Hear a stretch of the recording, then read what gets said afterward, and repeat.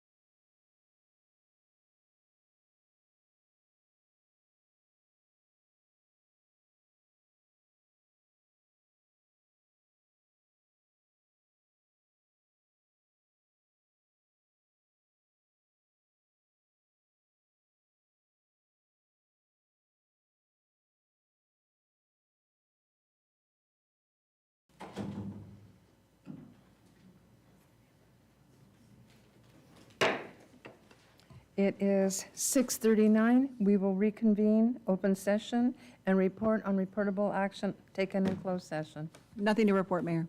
Thank you. I invite you to please stand for the Pledge of Allegiance, which will be led by Vice Mayor Carrillo, and remain standing for an invocation or a moment of silence. Salute, pledge.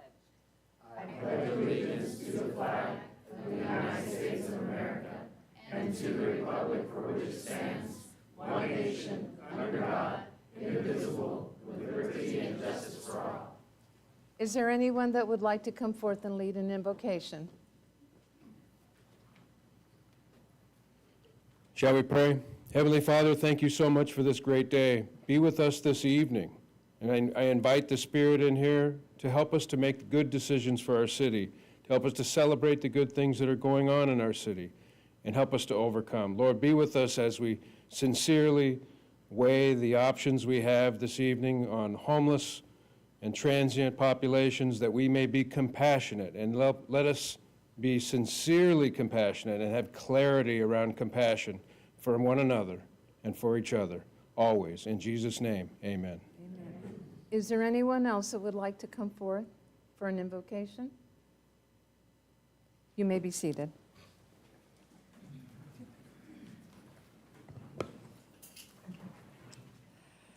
We will now go into the presentation for the Employee of the Month. Would Yvette Rodriguez please come forward? I see you. Please come forward.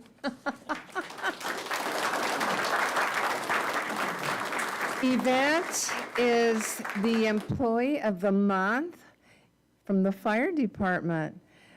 Yvette is a native of Porterville and a graduate of Porterville High School. She joined the city of Porterville in 2019 as a part-time clerical aide for the fire department. Previously, she interned with Human Resources and Finance as a part of a college business course. In 2022, she was promoted to administrative assistant and has become an essential member of the fire department team.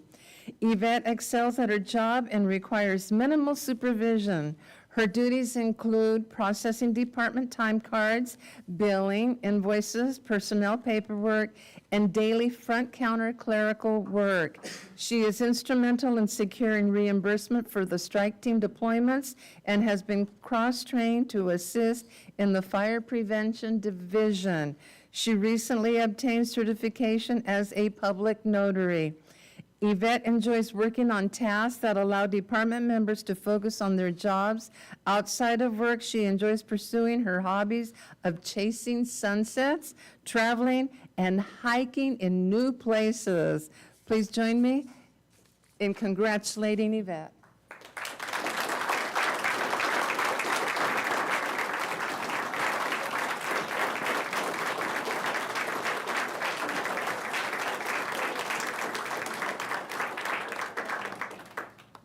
Thank you. You want to introduce your family and say something? Okay, my family, there's a lot of them here. They're all in uniform. They're there.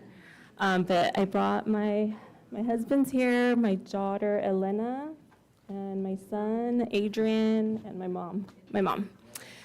So I just want to say thank you for Patrice. I know Chief Lapierre used to say she used to take credit for me being here. So thank you for taking a chance on me. And I'd like to thank my family for supporting me and all my workaholic ways. My mom for taking care of my kids while I'm at work.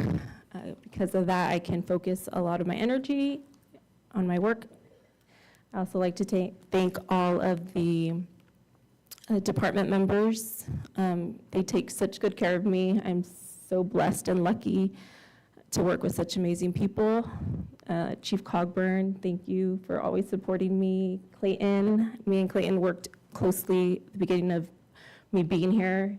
He's always been a mentor for me, so thank you. Yeah, thank you guys for trusting me and just allowing me to work with you guys. That's all. Thank you. Congratulations.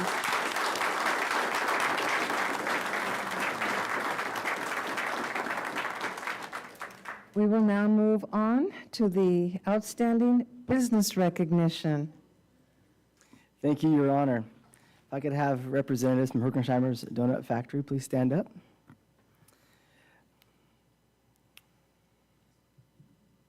One moment. Everyone is here to see you, Amanda. They're here for you. All right. The city of Porterville proudly announces Hergensheimer's Donut Factory as an outstanding business honoree. There are 3 yearly outstanding business recognitions made by the city of Porterville, with this being the final recognition of 2023. Hergensheimer's Donut Factory has been a community staple since 1975. The donut shop was established by Bobby Joe Hergensheimer and his 2 brothers, Carl and Jim, and has been owned and operated by Amanda Yan and her family for almost 20 years. Located at Porterville Plaza, a shopping center near the intersection of State Route 65 and Porter Road. Hergensheimer's continues to serve the public with a gathering place where patrons continue to form bonds over coffee and handcrafted fresh, high-quality donuts, just as they did more than 40 years ago when the shop first opened. In 2006, Amanda Yan and her family saw potential in Porterville and made the decision to purchase Hergensheimer's Donut Factory to operate it as a family business. Moving from Long Beach, Amanda stated that the city's growth that attracted her and her family to make the move to Porterville. Ms. Yan stated that they could see Porterville would bring great business opportunities and provide a peaceful place to raise their family. Hergensheimer bakes approximately 300 pastries a day and many more when catering events. Throughout the years, other menu items have been introduced, such as breakfast sandwiches, fresh baked croissants, pastries, boba drinks, smoothies, and coffee. The one constant is a beloved Hergie's Donut Special, a dozen box featuring old-fashioned, raised, and cake donuts, paying tribute to the Hergensheimer's longstanding baking tradition. Amanda and family have continued to preserve the business's identity as a well-known quality local donut shop. Hergensheimer's interior has a cheerful atmosphere featuring hand-painted murals and a growing photo collection of patrons. The Hergensheimer's Donut Factory team actively participates in community outreach, supporting various local fundraisers. Amanda leads the way in ensuring the business contributes to causes such as local council care, child abuse prevention, through her memberships in the Porterville Breakfast Rotary Club, Porterville Exchange Club, and Porterville Chamber of Commerce. Amanda is often joined by her children and her mother in attending important local events to show the business's support for local causes. Ms. Yan and her family, dedicated to producing fresh, quality baked goods and providing people-focused customer service, has made Hergensheimer's Donut Factory a local business success. Ms. Yan states that business is about people. She fondly reflects on the quality of ingredients that she uses, but also points out that her most special ingredient is the love that her and her family pour into their product. Commitment to the community has led Amanda to dedicate much of her time building relationships with community members and giving back by interacting with other businesses, community organizations, and nonprofits. Hergensheimer's Donut Factory is a member of the Porterville Chamber of Commerce and the Tulare Kings Hispanic Chamber of Commerce. In 2022, the Tulare County Board of Supervisors recognized Hergensheimer's Donut Factory as a Small Business of the Year for District 5. And the Porterville Chamber recognized the business as a Small Business of the Year nominee. That same year, Ms. Yan expanded business operations by launching Amanda's Hergensheimer's La Tienda Market in nearby Strathmore, offering donuts, sandwiches, and boba drinks in addition to grocery staples. Ms. Yan is also reopening Amanda's Express Donuts and Food, a drive-up location across from Hergensheimer's Donut Factory, offering hot dogs, Frito boat sandwiches, in addition to Hergensheimer's Donuts. For its dedication to the Porterville community for more than 45 years, the city of Porterville recognizes Hergensheimer's Donut Factory as an outstanding business honoree. The commitment of Amanda Yan and her family to providing fresh and delicious treats to the Hergensheimer's patrons to contribute to the local business community's unique charm, strengthening the Porterville area's economic vitality. Please join me in congratulating Miss Amanda Yan and her family as Hergensheimer's outstanding business, the city of Porterville.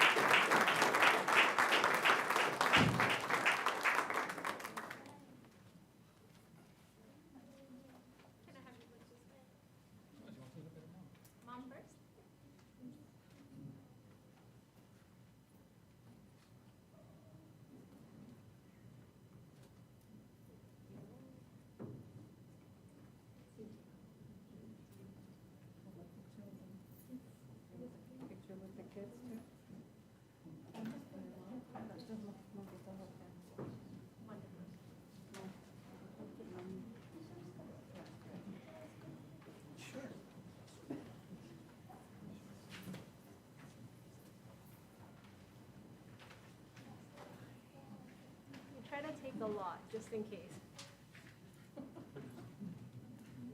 Thank you. Sure got a lot of beautiful smiles up there.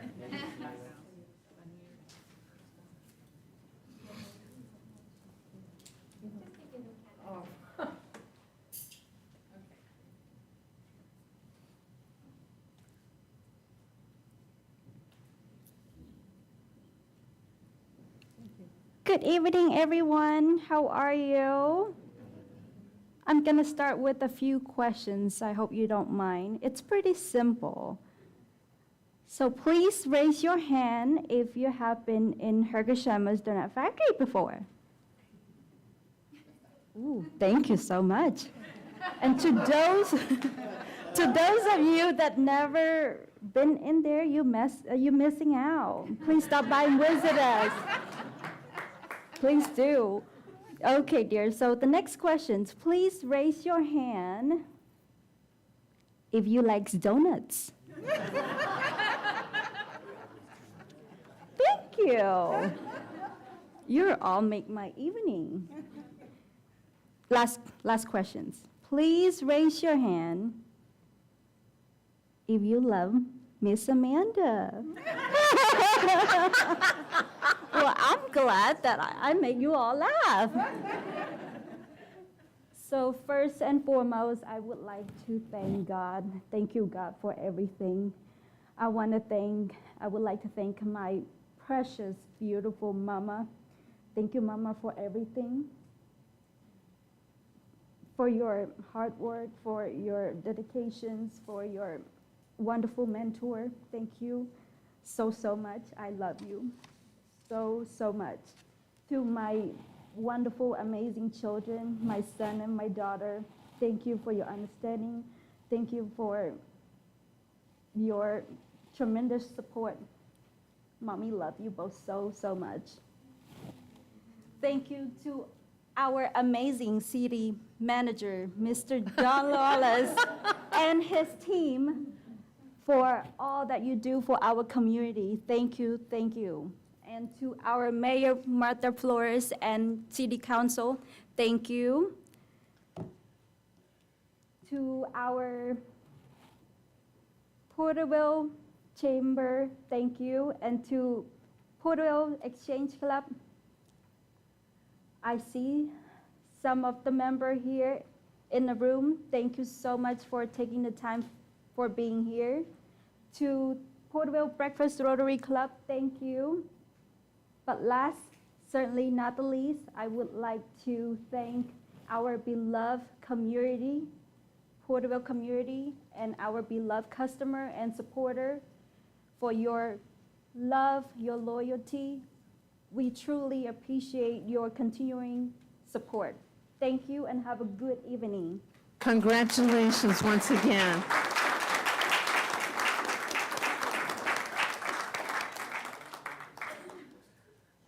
Okay.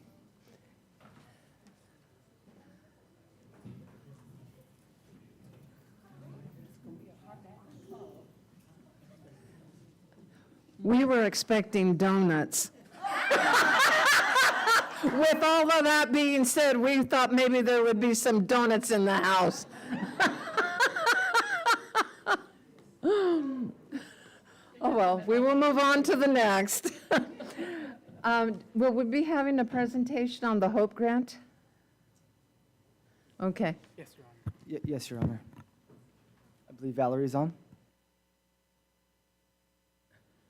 Hi, good evening, everyone. I will go ahead and share my screen if I'm able to. Oh, it says disabled screen sharing. You should be able to now. First, can everyone hear me? Yes. Okay. Oh, thank you. So I will go ahead and share my screen.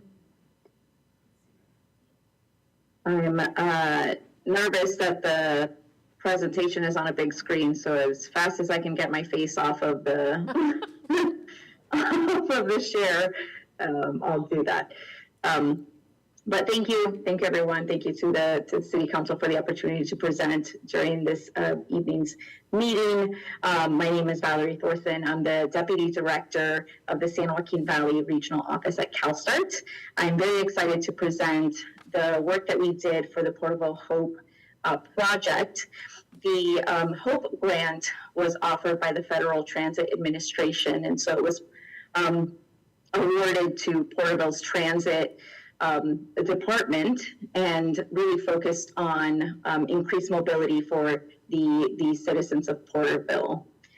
The vision for this particular project was to develop a microtransit system plan for battery electric vehicles in Porterville communities and to complete the microgrid plan to increase resiliency for that transit system. And so most of you are familiar, of course, with the does somebody have a question? No. Oh, okay, so I heard of someone. The Porterville, of course, is in the central San Joaquin Valley, and there are a multitude of communities and census tracts within the Porterville, or the state of Porterville, that are pollution burdened at the 95th percentile, meaning that Porterville sits in this valley, within a valley, and is negatively impacted by the pollution that's produced in the region and outside of the region as well.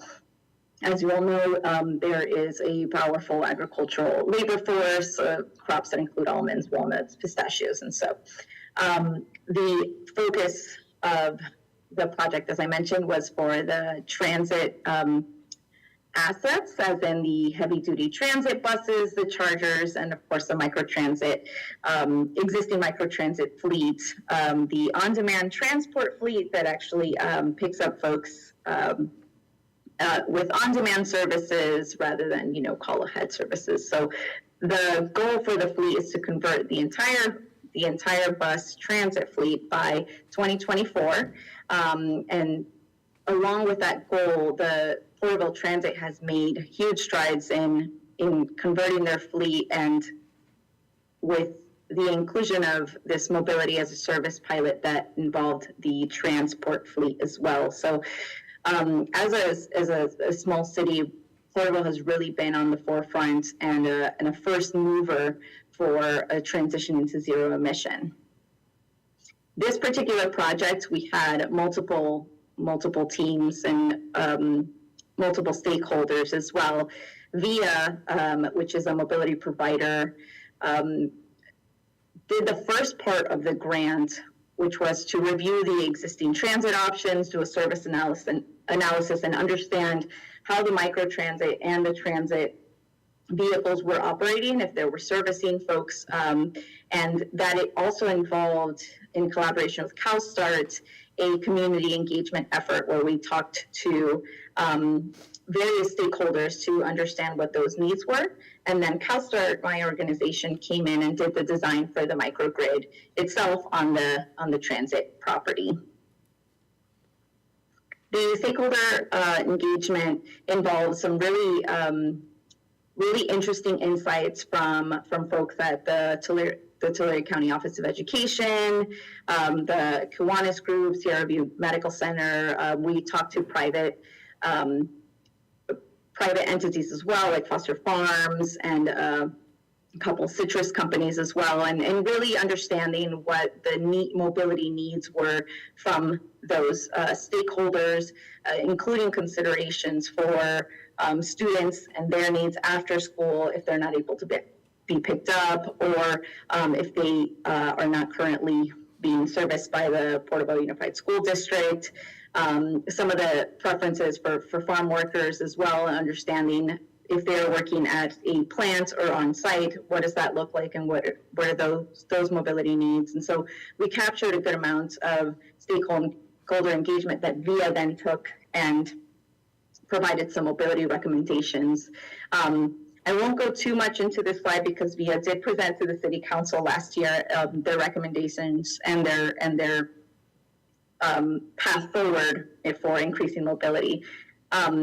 For CalStart's purposes, that recommendation included some commingling services with the existing fleet, and it did not necessarily include expanding the current fleet.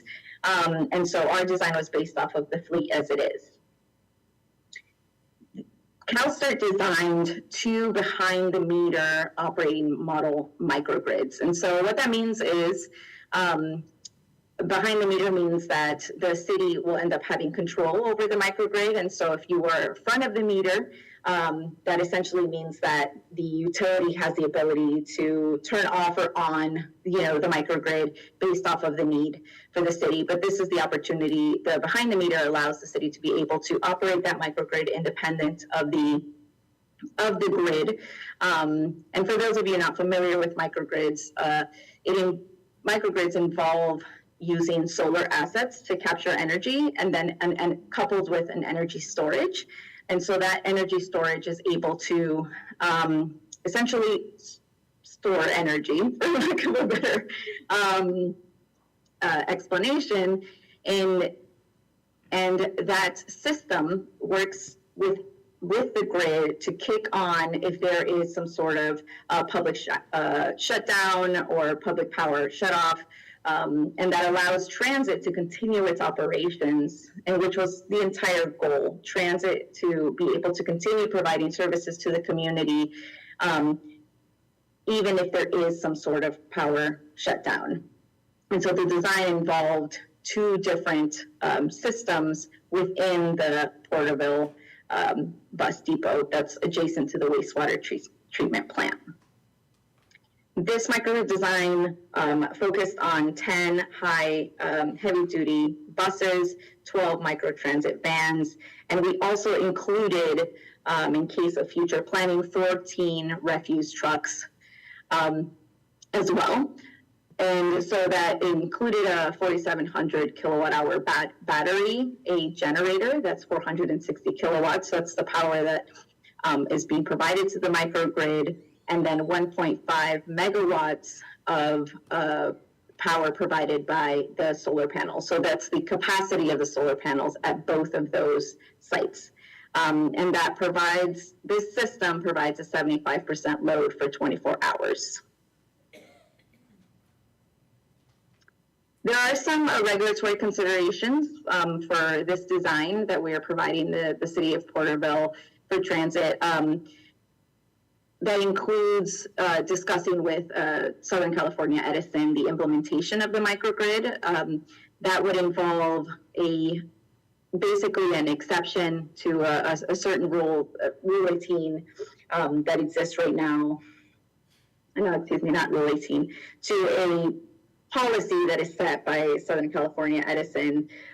So it would need to go through an exception because the assets went through a make-ready program. So that's an additional regulatory consideration should transit move forward with building out this microgrid. I also wanted to share that CalStar, while we have finalized supporting Porterville with the HOPE grant, we are actively working on a blueprint, which is funded by the California Energy Commission, that we call Plug-in Porterville. And so that includes the transit plan, the microgrid for transit, but also includes microgrid planning for other parts of the city, and really taking a holistic view of resiliency for the city of Porterville. So we're very excited to provide this microgrid design to the city, but also continue to work through the rest of the year and into next year on the blueprints to finalize that so that we can provide a higher level look on microgrid planning and resiliency planning for the city. So really excited to keep the work going. Thank you for the opportunity to present. I'll stop sharing. Thank you. Council? Good information. Yeah, I have a question. When was this developed, the microgrid? I know it's over by the fire station, right off of Newcomb and Morton. Is that correct? Or is this done already? It is in a planning stage right now. So the microgrid, there's actually two microgrids that we are in in process of planning. The first is a partnership with Southern California Edison. It'll be the first microgrid. There's actually two that they're doing, one in Porterville and one in the Southern Territory. That will be to support the wastewater treatment plant. And then the second, and this is what was presented here by Valerie, was one to support the infrastructure. So what was being demonstrated there was installation, which we already have solar installation on the canopies in the back. There would be development of solar in the front parking lot, and then that would go to a battery that would then, as described, provide backup or redundancy to the charging infrastructure. And this is all through grant funding, or Yes. is, gotcha. So this And- was a federal grant that was awarded a couple of years ago. This has been, and I want to say it was like 400,000, Valerie? Yeah, that's 2, I believe. 200? Gotcha. So this was a federal grant that was awarded to evaluate this and look at meeting future infrastructure charging needs. And then actually had a very productive conversation today with the Air District. We've been invited to join in a project for, with the Air District along with the City of Clovis to do electric refuse vehicles. The lead agency is out of the Southland, and so had a conversation today with the Air District about them partnering on, and hopefully to make this microgrid project for charging infrastructure being a partner in further grant funding to supplement that. Gotcha, so electric Okay. trash trucks, you're talking the refuge?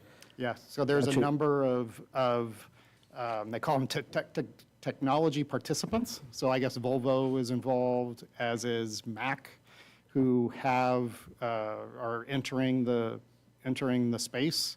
And through this grant project, just as we've done with CNG vehicles in the past, provide grant funding for acquisition of vehicles and really part of I would say a demonstration project in the Central Valley.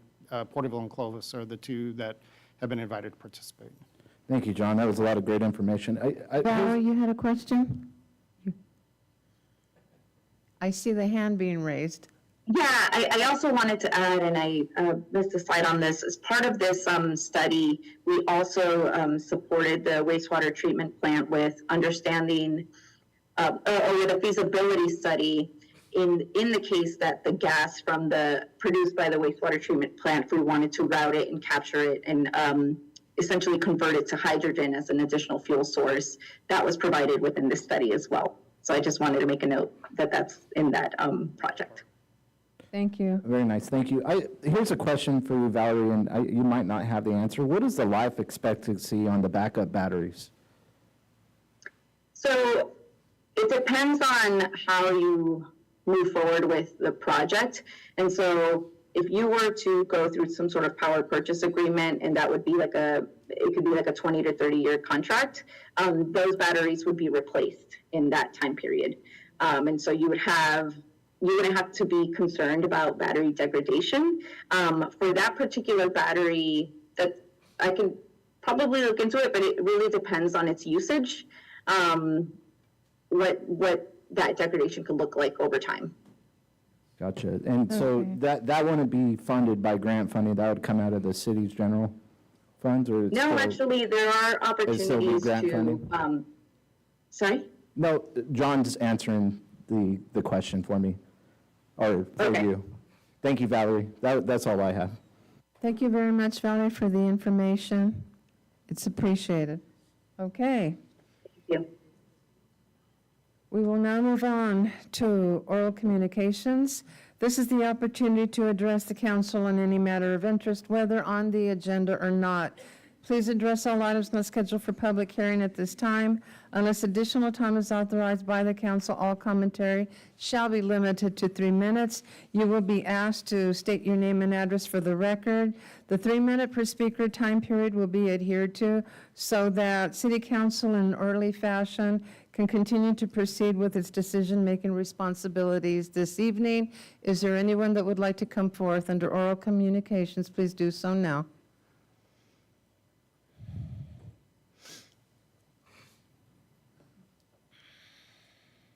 Hello, Council. My name is Kathy Capone. I live at 806 West Westfield.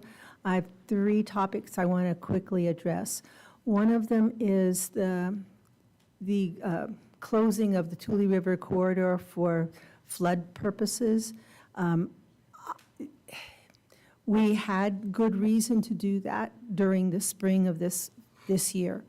But since the spring of this year, the water level has not been a problem.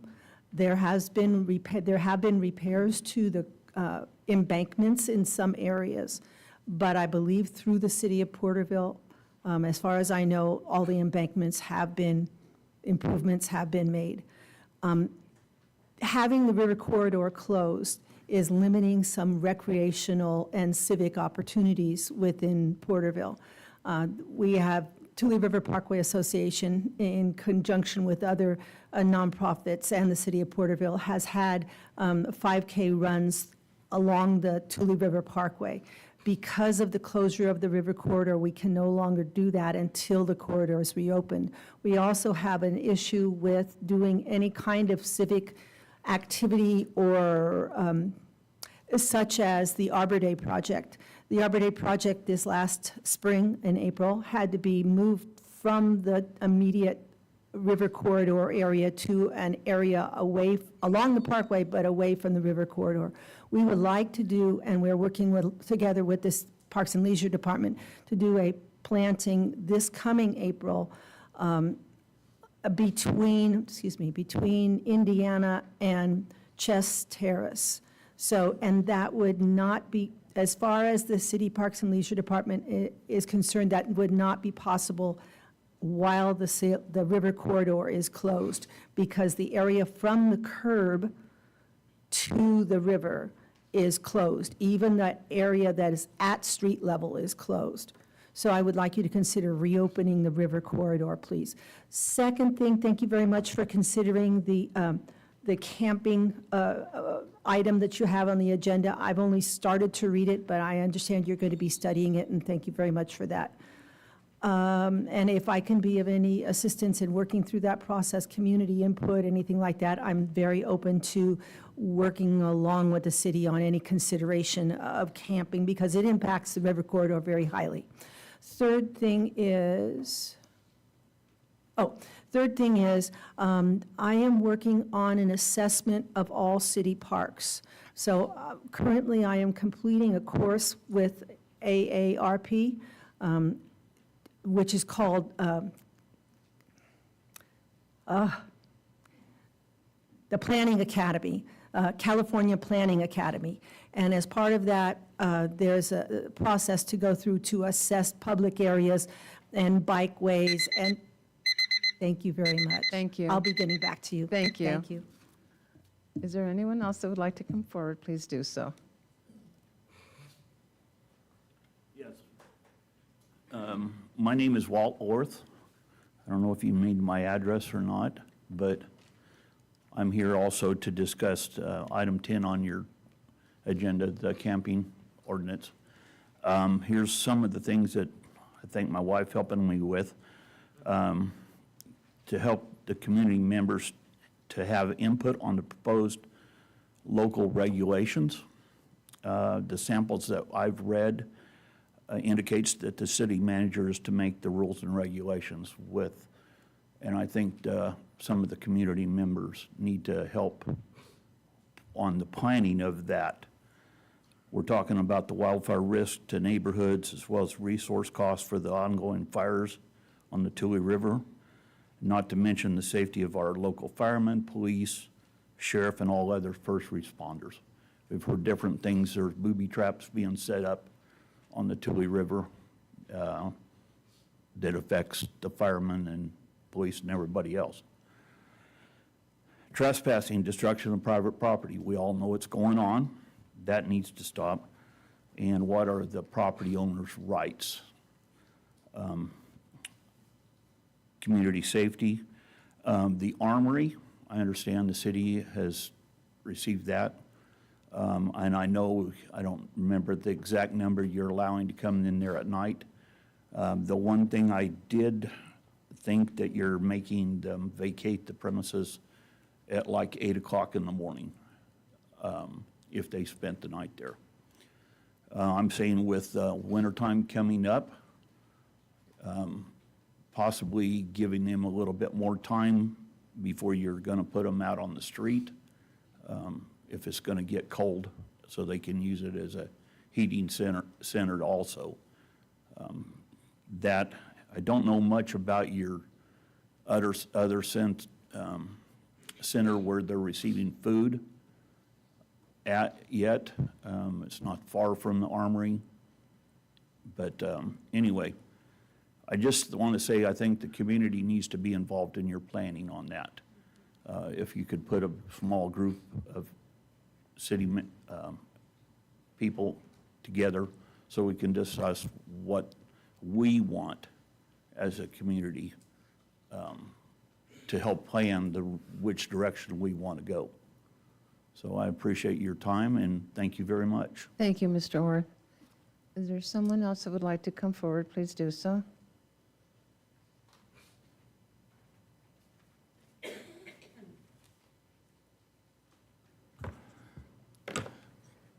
Good evening, Mayor, Honorable Mayor, distinguished council members. My name is Felipe Martinez, address on record.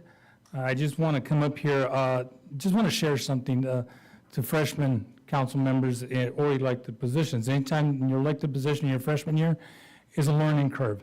And sometimes it's kind of hard to sit up there and keep your mouth shut. I just want to use an example. On the last meeting, there was a gentleman receiving an award for 30 years of service. And a council member mentioned he wanted to know where all the bodies were buried from an employee. You know what? An employee is impartial. He's here to support the city in their job and do the very best they can. They don't get involved with the politics aspect of it. I was glad to see at the end of the meeting that council member did apologize for the words that he used. It wasn't uncalled for. So it took a childish act, but a mature act that I had to wait that long. That individual, if he never sees that recording, will never know that occurred.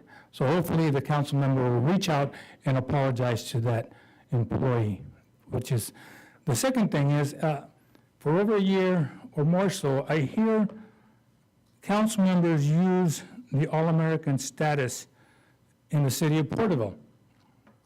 The All-American City Award recognizes communities that leverage civic engagement, collaboration, inclusiveness, invocation to successful addressing local issues is the American way. That is what the All-American City designation is for. We can go after it again if we choose. It's not a one-time thing, but we just have to take into account what it takes.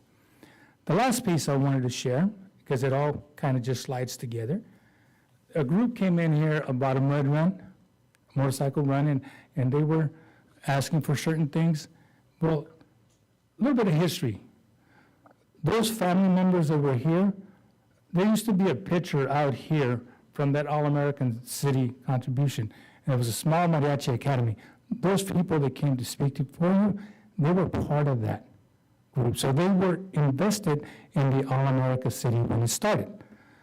There's a park right across the street that has their family members on plaques out there. There's benches out there that have their plaques out there. And in 33 seconds, I will share this. That family members had the first mariachi group here in Porterville in the 1960s. So we want to know history of how we came to be an All-American City. That's just a small portion of that service. Thank you all very much for everything you do for our city. I live in District 2. You represent me. The money that you may turn down or approve, that helps my standard of living. In God we trust. That was changed from the good life. Thank you. Thank you for your service. Thank you, Mr. Martinez. Is there someone else that would like to come forward? Please do so. Please.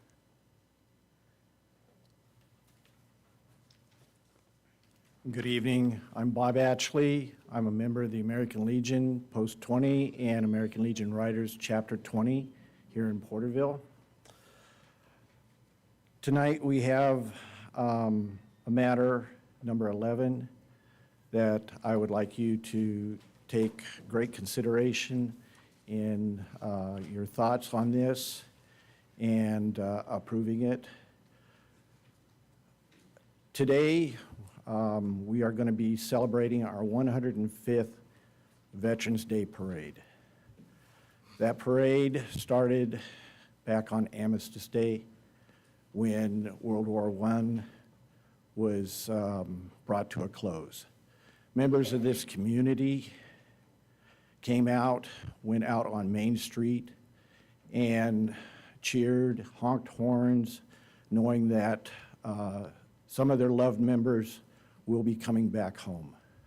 We have continued that honorable time through all these years.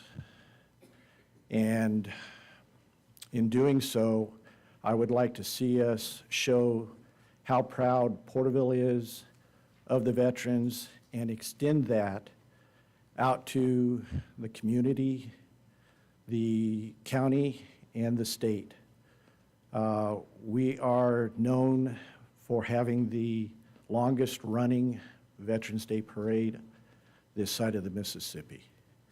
And I feel not only do the members of this community need to see that, others need to see what we do for our veterans. And that's all I have. Thank you very much. Mr. Atsley. Thank you. Is there anyone else that would like to come forward? Please do so. Thank you. Good evening. My name is Dr. Massey Masakian, and I'm here tonight representing the Mecca at 170 North Main Street. We have applied for a civic event. It is on the calendar, number 6 tonight, on the consent calendar. The reason I'm here tonight is because I received a phone call from Jasmine at the city, who I returned my applications into, and she let me know that the police department had recommended that we not use the parking lot for a civic event yet for parking for the parade. And I understand that. And I was hoping to get some clarification from the police department as to why that was the case. When I called, I spoke to Lieutenant Mark Acevedo, very nice gentleman, and I'm not here to be combative. I was just here to be wondering as to why that decision was made. We submitted a letter stating that the parking lot, which consists of 32 spaces, would be used for the parade for 2.5 hours approximately, and would probably support maybe 100 citizens in Porterville. Whereas if we used it for a civic event and had a salute to the troops concert that started right after the parade, that it would be able to host at least up to 900 citizens of Porterville, per the fire department. I doubt 900 would show up, but we would expect about 400 to 500 to show up. And the money that we raised from that gate, we were going to donate to the American Legion. I spoke to Brian Adams at the American Legion here in town. He assured me that the money that we would donate to them would stay in town to help local veterans. So again, we just thought that the use of the space would be better served, this community, by allowing us to have an event there that would support local veterans. And we were just hoping for some clarification as to why their stance was that we could use it for parking only. Now, maybe there's 10 reasons I'm not even considering as to why that would be the case. And again, I was just hoping for some clarification from the department as to why. And that's why I'm here tonight. I'll be here tonight. I know our event is number 6 on the calendar. If anybody has any questions for me, I'd be happy to answer. Thank you so much. Thank you.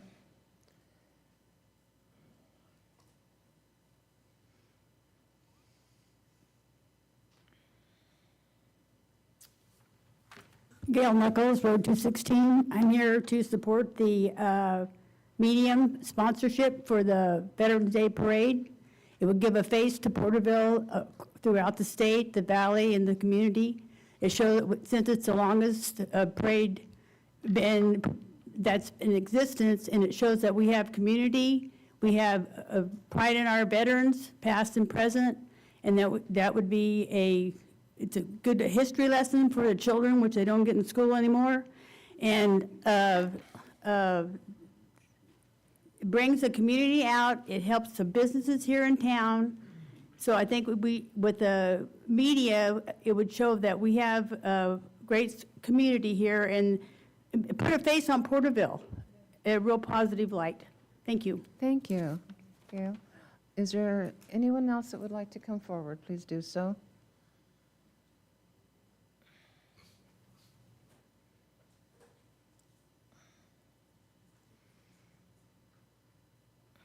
Good evening.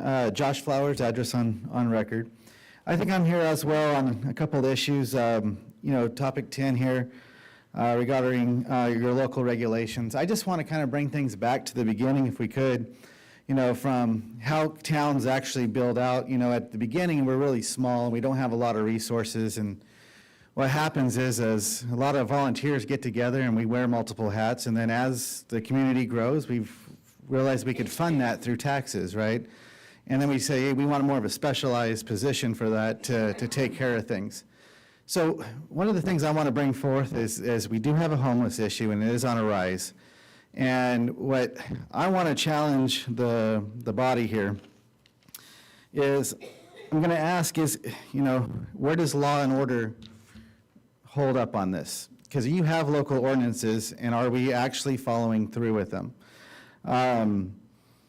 Yes, there is civil rights, and I completely understand that, but actually the question is, who do we work for? Do we work for public servants, for the taxpayers, or do we work for everybody? Now, when we have local ordinances, we have a set of rules that we all agree on, and that's what we want to see enforced. And if it's not going to be enforced, we got to find out what are we going to do about it, because it is affecting our community. Now, I do believe in compassion. I believe that we need to help people out who need to be helped out. But at the same token, maybe that should fall on partnering with churches and other faith-based groups in order to do so. So again, I've heard the term before about political will. And what political will is, from my understanding, is just the energy in order to get something done. And so I'm going to ask the group is that, do we have the political will in Porterville to drive the homeless into a better position? Either through sending them over here to the armory, or if they don't want to participate by our rules, they can go somewhere else. And that's kind of where my position is on it. I know some people may not agree with me, but we have rules and we have them for a reason. Lastly, I'd like to lend my support for the Mecca event. I think that would be fantastic. I love the idea of volunteering or giving back to the community, to our local veterans. I really advise that we can maybe do something there to help that group out. They're trying to help the community and change it in big ways. With that, I'll yield back my time. Thank you.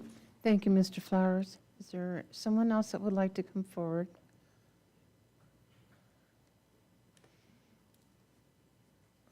Wow, we got a full schedule. Ed McCurvey, District 4. I want to echo those comments about what we can do to enhance the veterans event out at the Mecca. I think it's a great idea. If you can adjust the time or find a compromise with that, that's a great opportunity so that we can continue to celebrate Veterans Day. We should approve that. That's item 11.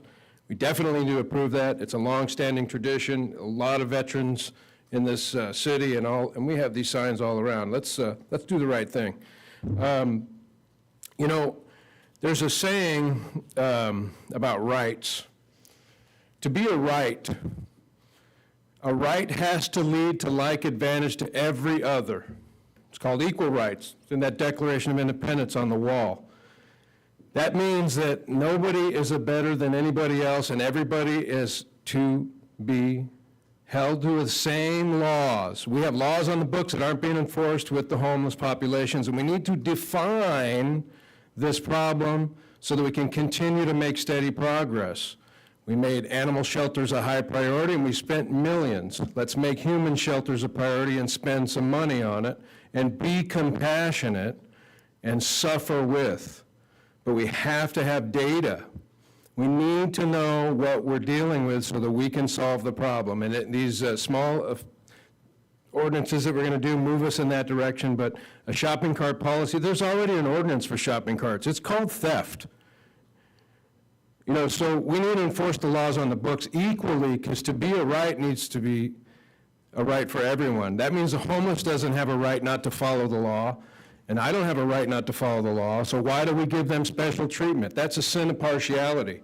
We need equal rights. We always talk about inclusiveness and equal justice and all this happy talk, but we need to have a civilization, and we need to have a civil society, and that's based on the rule of law. It needs to be consistent. So whatever ordinance you guys put in there, also consider adding some data. How many people are transient moving around that don't want help, that are on drugs, that need to help? how many people are camping. There's no such thing as camping on public property. That's a fallacy. I can't go camp down there, I'll get arrested. The thing that I want to make clear here is collect the data, let's make sure we can measure the problem, we know how big it is, we know how wide it is, and then we can start working on solutions and providing solutions and be really compassionate. It is not compassionate to allow people to go out there and destroy our personal property, our private property, and to camp in public, and to have excrement in our parks. This is not where we need to be as a city. So let's measure those things, let's figure out how we solve it, and let's connect those people with the services that they need to make this problem less. Thank you, Mr. McCurvey. Please hold your applause. We're conducting a meeting. Is there someone else that would like to come forward? Please do so. That's a hard act to follow, isn't it? Greg Shelton, 888 North Williford Drive. You know, I hear talk of civil rights and everything, and there's a great line that says, "Your right to swing your arms ends at my nose." And so what it means, obviously, is that, you know, you can exercise your rights until the point when you start to encroach on somebody else's rights. If someone wants to urban camp, you know, in which ironically we had an ordinance when I researched Porterville back in the days of the Dust Bowl about camping at Burbank Park, which became Murray Park. But the issue is what about my rights? What are everybody's rights to not be subjected to this? As Ed said, you have two layers of law here. I had a friend that got cited for burning on a non-burn day, and in the end, they reversed citation because it turns out he was just barbecuing. But he said, well, listen, I'll take you down to the river and I'll show you. We got about 10. Oh, no, we don't cite homeless people. And so I'm thinking, so why does somebody else get a walk? I mean, if I'm burning, you know, something, I get, a ticket.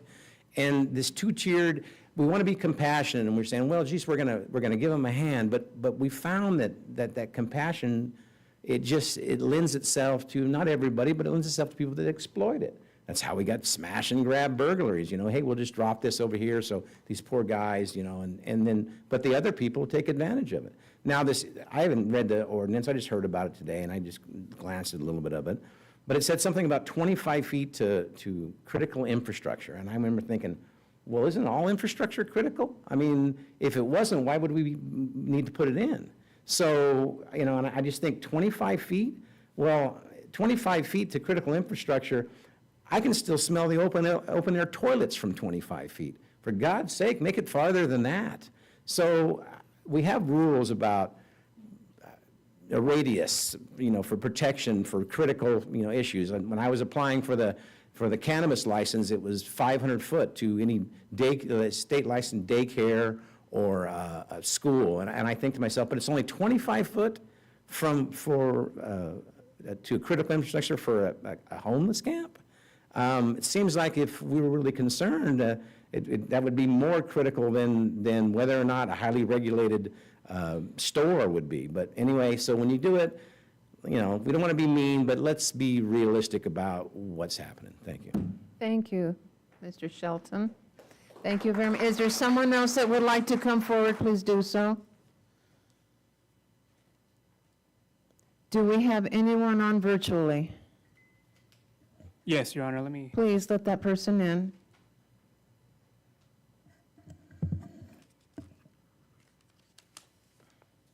Hello, City Council. This is Brock Neely, address on record. I just wanted to speak to you on item 10. In my opinion, I think item 10 should be postponed till after certification of the March primary, for the simple fact that there's going to be AB 531 and SB 326 items on that ballot. AB 531 is the Behavioral Health Information or Infrastructure Bond Act, which will provide money for homelessness as well as mental health services. And SB 326 is the Behavioral Health Services Act, which also has money in it for mental health services and homelessness. So until you actually find out what kind of monies are going to be available. I recommend that you do not do anything as far as this camping ordinance, because you may have money coming that you can build better infrastructure to house these people. Thank you. Thank you, Brock. Is there anyone else that is on virtually? No, Your Honor. Okay. Thank you for that. We will now move on. That concludes the oral communications. We'll now move on to the reports. This is a time for all committee, commission, board reports, subcommittee reports, and staff informational items. The City Commission and committee meetings, Parks and Leisure Services Commission.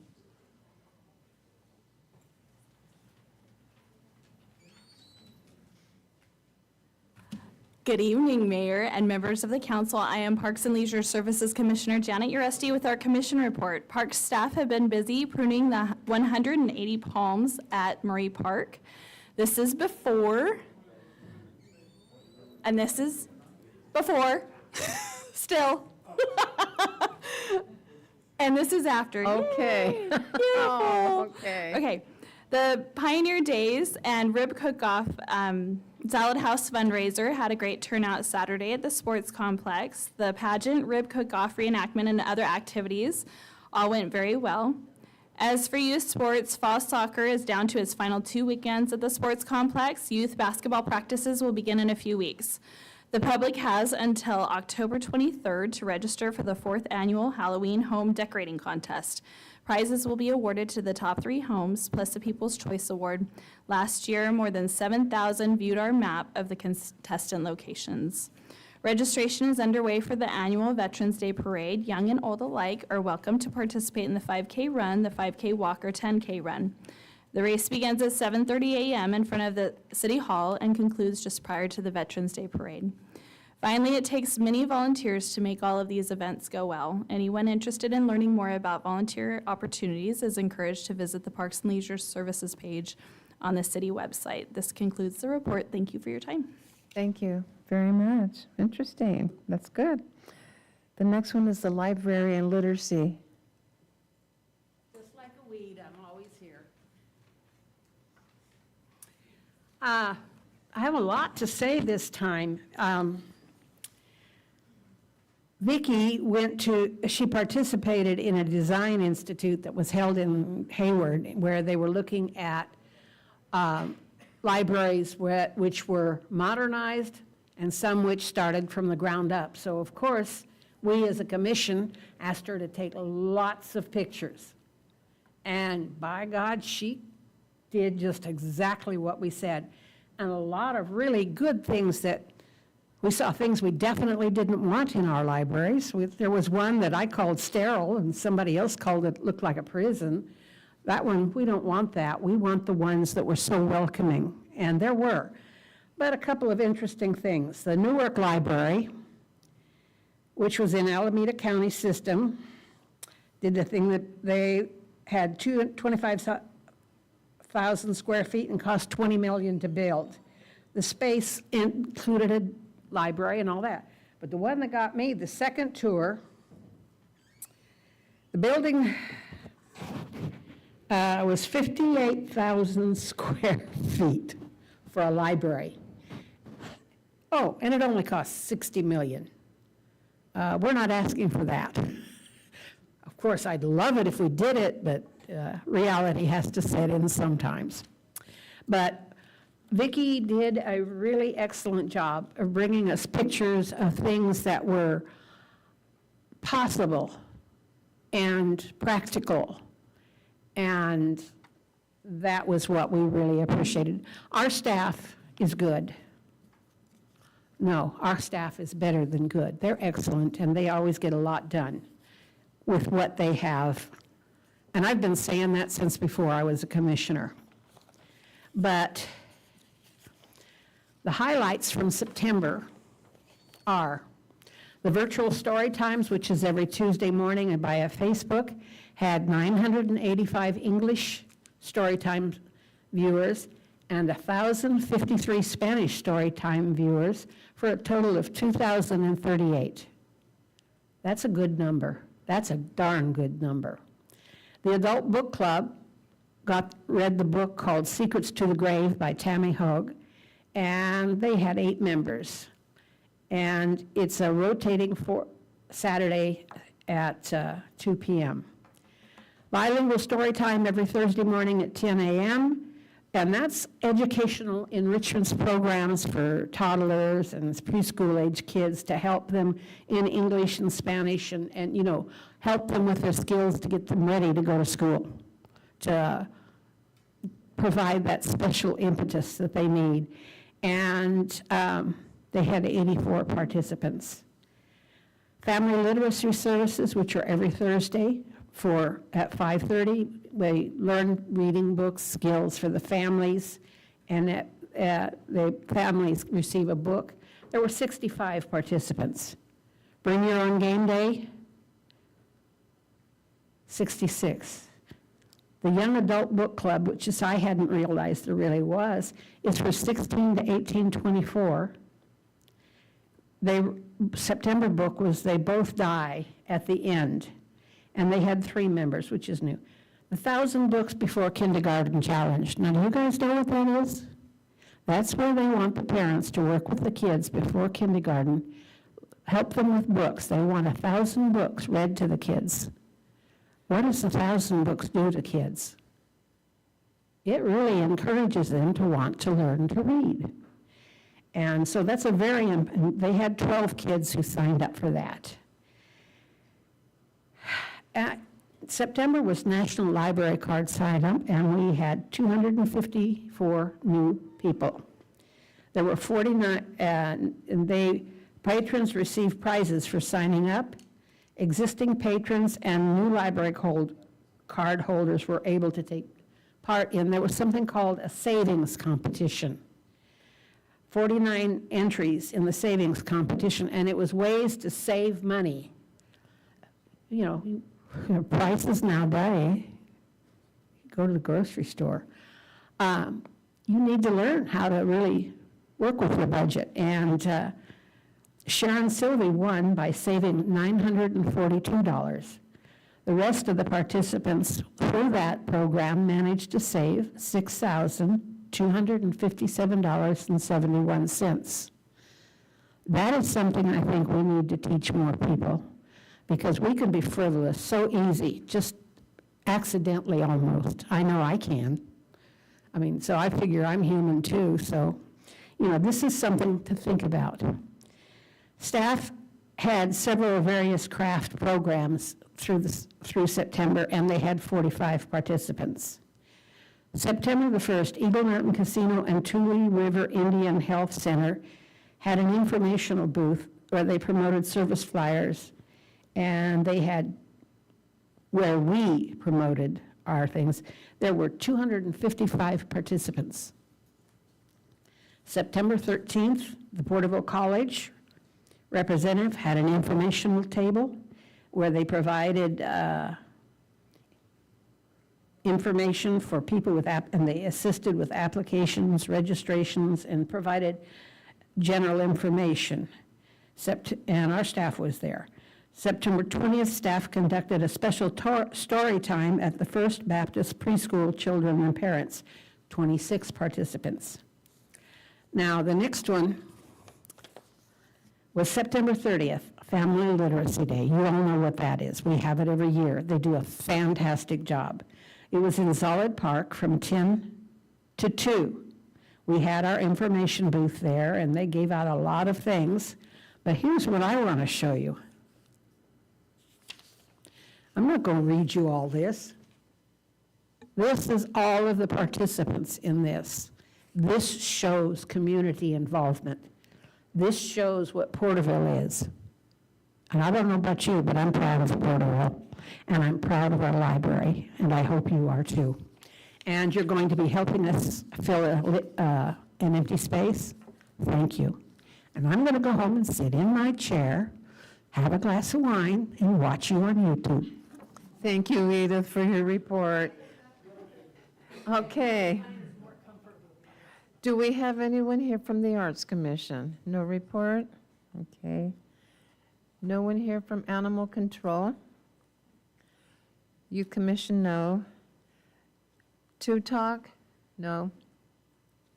We'll move on to the staff informational report. Thank you, Your Honor. Just your regular monthly report regards to the September 2023 Water Conservation Phase 3 status update. There was 33% conservation compared to 2016 for that month of September. Cumulatively is 25%. There were 39 notices of violations issued and no administrative citations. Happy to answer any questions. Thank you. Any questions? No? Thank you very much for the report. We'll move on to the consent calendar. All consent calendar items are considered routine and will be enacted in one motion. There will be no separate discussion of these matters unless a request is made, in which event the item will be removed from the consent calendar. All items removed from the consent calendar for further discussion will be heard at the end of scheduled matters. How does council wish to proceed on the consent calendar items 1 through 6 of the consent calendar? If I may pull item number 5 in consideration for Mr. Masakian being present here. Item number 5 will go at the end of scheduled matters. Item number 5 has been pulled. No noted conflicts or any. A noted possible conflict. My mother is the treasurer for the Comisión Honorífica Mexican Americana, the scheduled consent calendar item number 2. I'm looking at legal counsel. I just wanted to make sure that's noted. At least I you're know. disclosing, you're disclosing. Disclosing it. Okay. No noted conflicts, and we have items 1 through 4 and 6. I'll make a motion for 1 through 4 and 6. We have a motion. A second. And a second. No further discussion. Call for the vote. Passes 4-0. Thank you. We'll now move on to the scheduled matters. Item number 7. Thank you, Your Honor. There are now 7 scheduled matters before the council this evening. The first is to consider the appointment to the Library and Literacy Commission, and Ms. Hildreth will provide the staff report.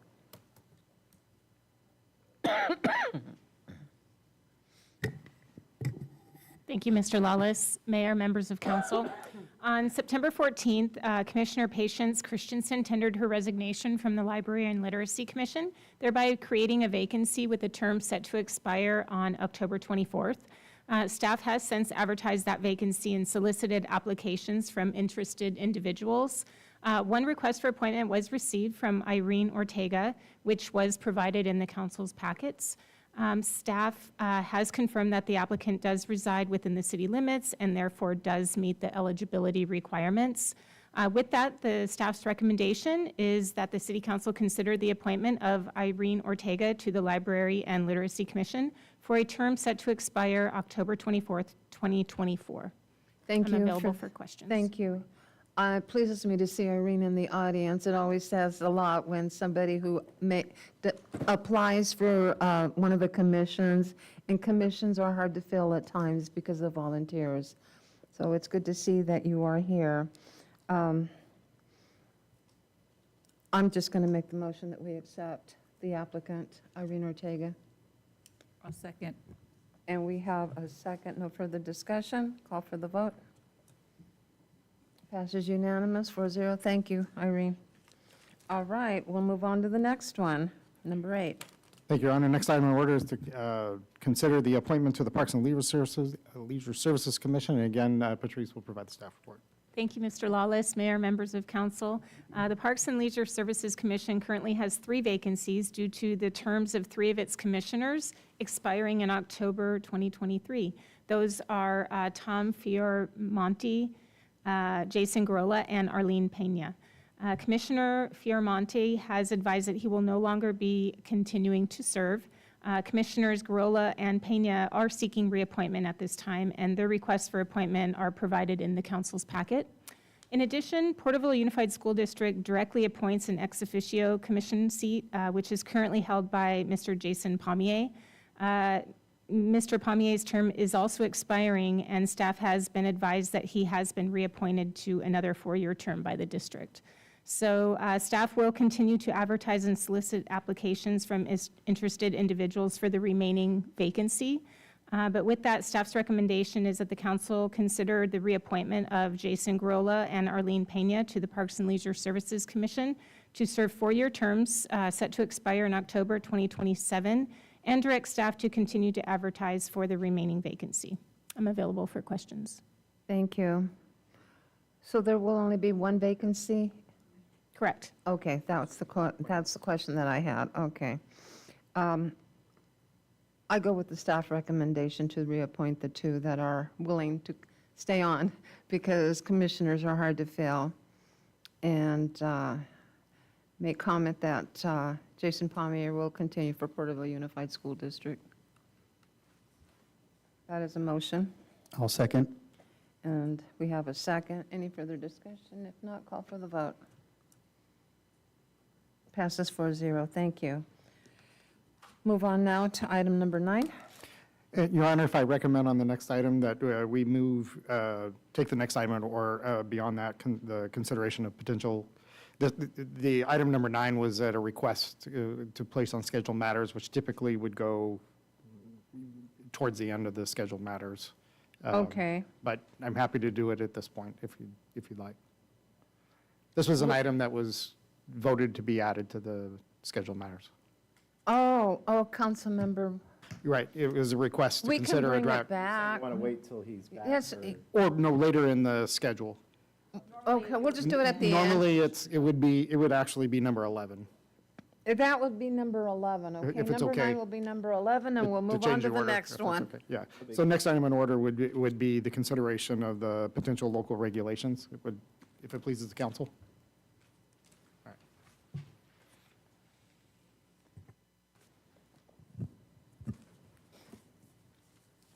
Oh, am I on? You're on. Thank you, Mr. Lawless, Mayor, members of the council. Okay, so tonight before you is an introductory item with regard to consideration of potential local regulations addressing the regulation of camping and the protection of critical infrastructure. As we all are very well aware, the population of individuals experiencing homelessness in the state of California has increased exponentially in the past 5 years. And the city of Porterville, as well as our whole regional area, is no stranger to the effects of this. We've seen it here as well. Cities and counties are currently looking at ways to better address the effects of this crisis on both the housed and unhoused residents, and have taken a variety of legal and policy approaches in an effort to better address the health, safety, and welfare of their entire communities in light of this crisis. The approaches generally include the development of additional resources and shelter opportunities for the unhoused, along with the adoption of regulatory restrictions with an aim to protect critical infrastructure, wildfire risk areas, and other sensitive areas from damage or the threat of damage due to fire, flooding, and other potential causes of destruction, and regulations balancing the access of the entire community to its public open spaces. The city of Porterville has undertaken several projects in its effort to mitigate the effects of the crisis, including the development of the Porterville Navigation Center and the operation of the overnight shelter located at the Porterville Army National Guard Armory, as well as the development of permanent supportive housing for those who have experienced homelessness. These projects are all helping to provide needed resources to the city's unhoused population. This office is now, at this point, recommending that the city council consider whether it wishes to adopt regulations in order to better protect the city's infrastructure, and whether it wishes to adopt additional camping restrictions in light of better shelter availability. Over the past few years, the city's fire department has had to respond to several fires set in areas where encampments have been present. Additionally, last year's historical rainfall caused serious flood risks and hazards along the Tule River and other waterways and channels. The city's Public Works Department has been working diligently to clear items and debris left by individuals from those waterways and to shore up and repair the damage to river embankments caused by a variety of factors, including camping. And I believe they still are working on it. I know that it's been incremental. I was just touching base with the city manager on this. There is still work to be done out there, but we are prioritizing it with other projects in the city. But there are things that still need to happen. So that is why we are still looking at whether those areas need to be protected. In order to have this discussion, we can't really have it without talking about the legal framework and the restrictions that currently exist in California and in the region in the Ninth Circuit, because there's been quite a bit of case law activity, and it's still going on in the area. So I kind of wanted to provide that, because a lot of times there's not an understanding of, well, why is everybody talking about this in comment? Why can't we just kick people off the property, right? Or why can't we just do this? Or why can't we do? Well, we do have some legal restrictions that we're supposed to be working within. It's a moving target. So with that, I'll kind of explain to you where we're at.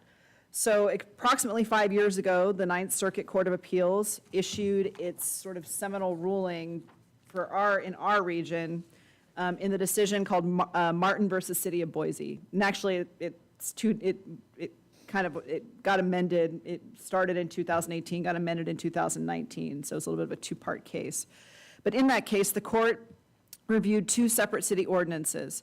One that prohibited the use of any streets, sidewalks, parks, or public spaces as a camping place at any time. And then there was a second ordinance that they adopted that prohibited the occupation, lodging, or sleeping in any building, structure, or public place, whether public or private, without the owner's permission. So the court looked at those two ordinances, read them together, and made a finding that the city had completely criminalized sleeping outside on public property.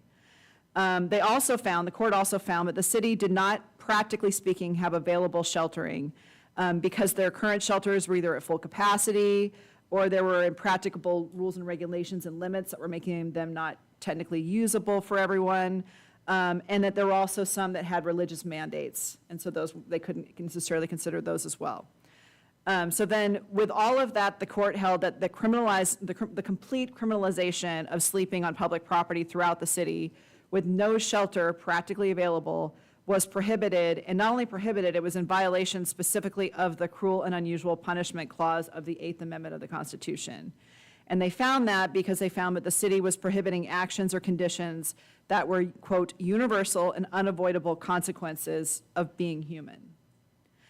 The Ninth Circuit, though, in making this ruling, also expressly found that it was not stating that cities could never criminalize the act of sleeping outdoors. And the court also stated that an ordinance that prohibited the obstruction of public rights-of-way or prohibited the erection of certain structures could be allowable. So while the Ninth Circuit attempted to provide sort of an extremely narrow ruling, it also left a lot of substantial open questions. The court did not provide, for instance, what the specific circumstances were where sheltering would be considered to be inadequate, what it meant for sheltering to be, quote, practically available, or whether the shelter could be available in a nearby city. Since the issuance of the decision, there have only been 7 lower federal court decisions within the Ninth Circuit that further interpret this decision. And some of those cases did provide some helpful clarifications, for instance, solidifying that public agencies may remove encampments from specific areas of public property without running afoul of the Eighth Amendment. Subsequent cases also clarified that the agencies could undertake temporary encampment enclosures, that they could evict individuals from particular places, and that they could prohibit camping in a particular park without a permit, so long as sleeping was allowed in some other public spaces. So there is, it's not, really the rule is that you just can't completely prohibit camping on public property. Finally, in Johnson v. City of Grants Pass, which is a case that was just decided last year in the Ninth Circuit, the circuit looked at whether that city's four core ordinances, when taken together, also violated the Eighth Amendment, and did in fact find that the ordinances, which by the way, were a lot of what we'd already heard from Martin v. Boise, but then also had one that prohibited sleeping in public places with the use of any material used for bedding purposes. So you could sleep, but not with a sleeping bag, essentially. They found that in their totality did not pass constitutional muster. That particular case is the one that is currently being petitioned to the U.S. Supreme Court.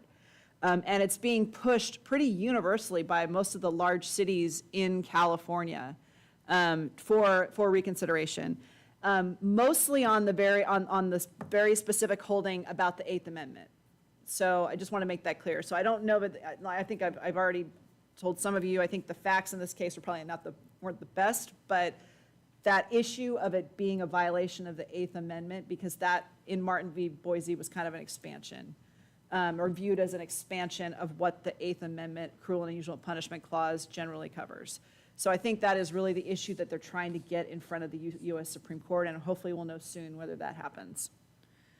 Okay, so what I've done to sort of get the conversation started, or at least, as sort of the to get the ball rolling on this, is to give you sort of some examples of what some of the cities in California are doing.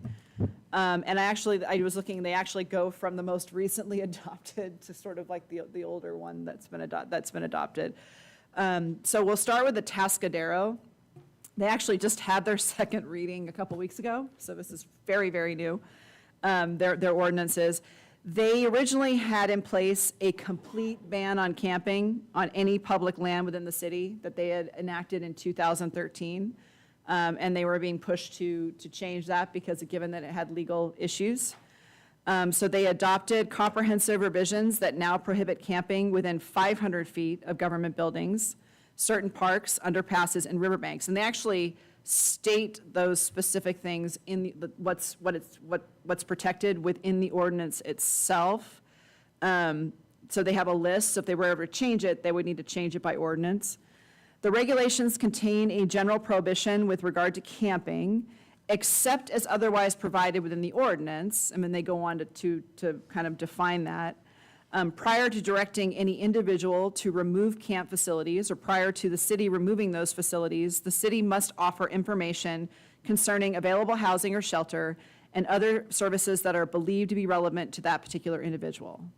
The ordinance then defines, as an exception to the camping prohibition, individuals who are camping by necessity, who are following the time, place, and manner restrictions that the city then has imposed.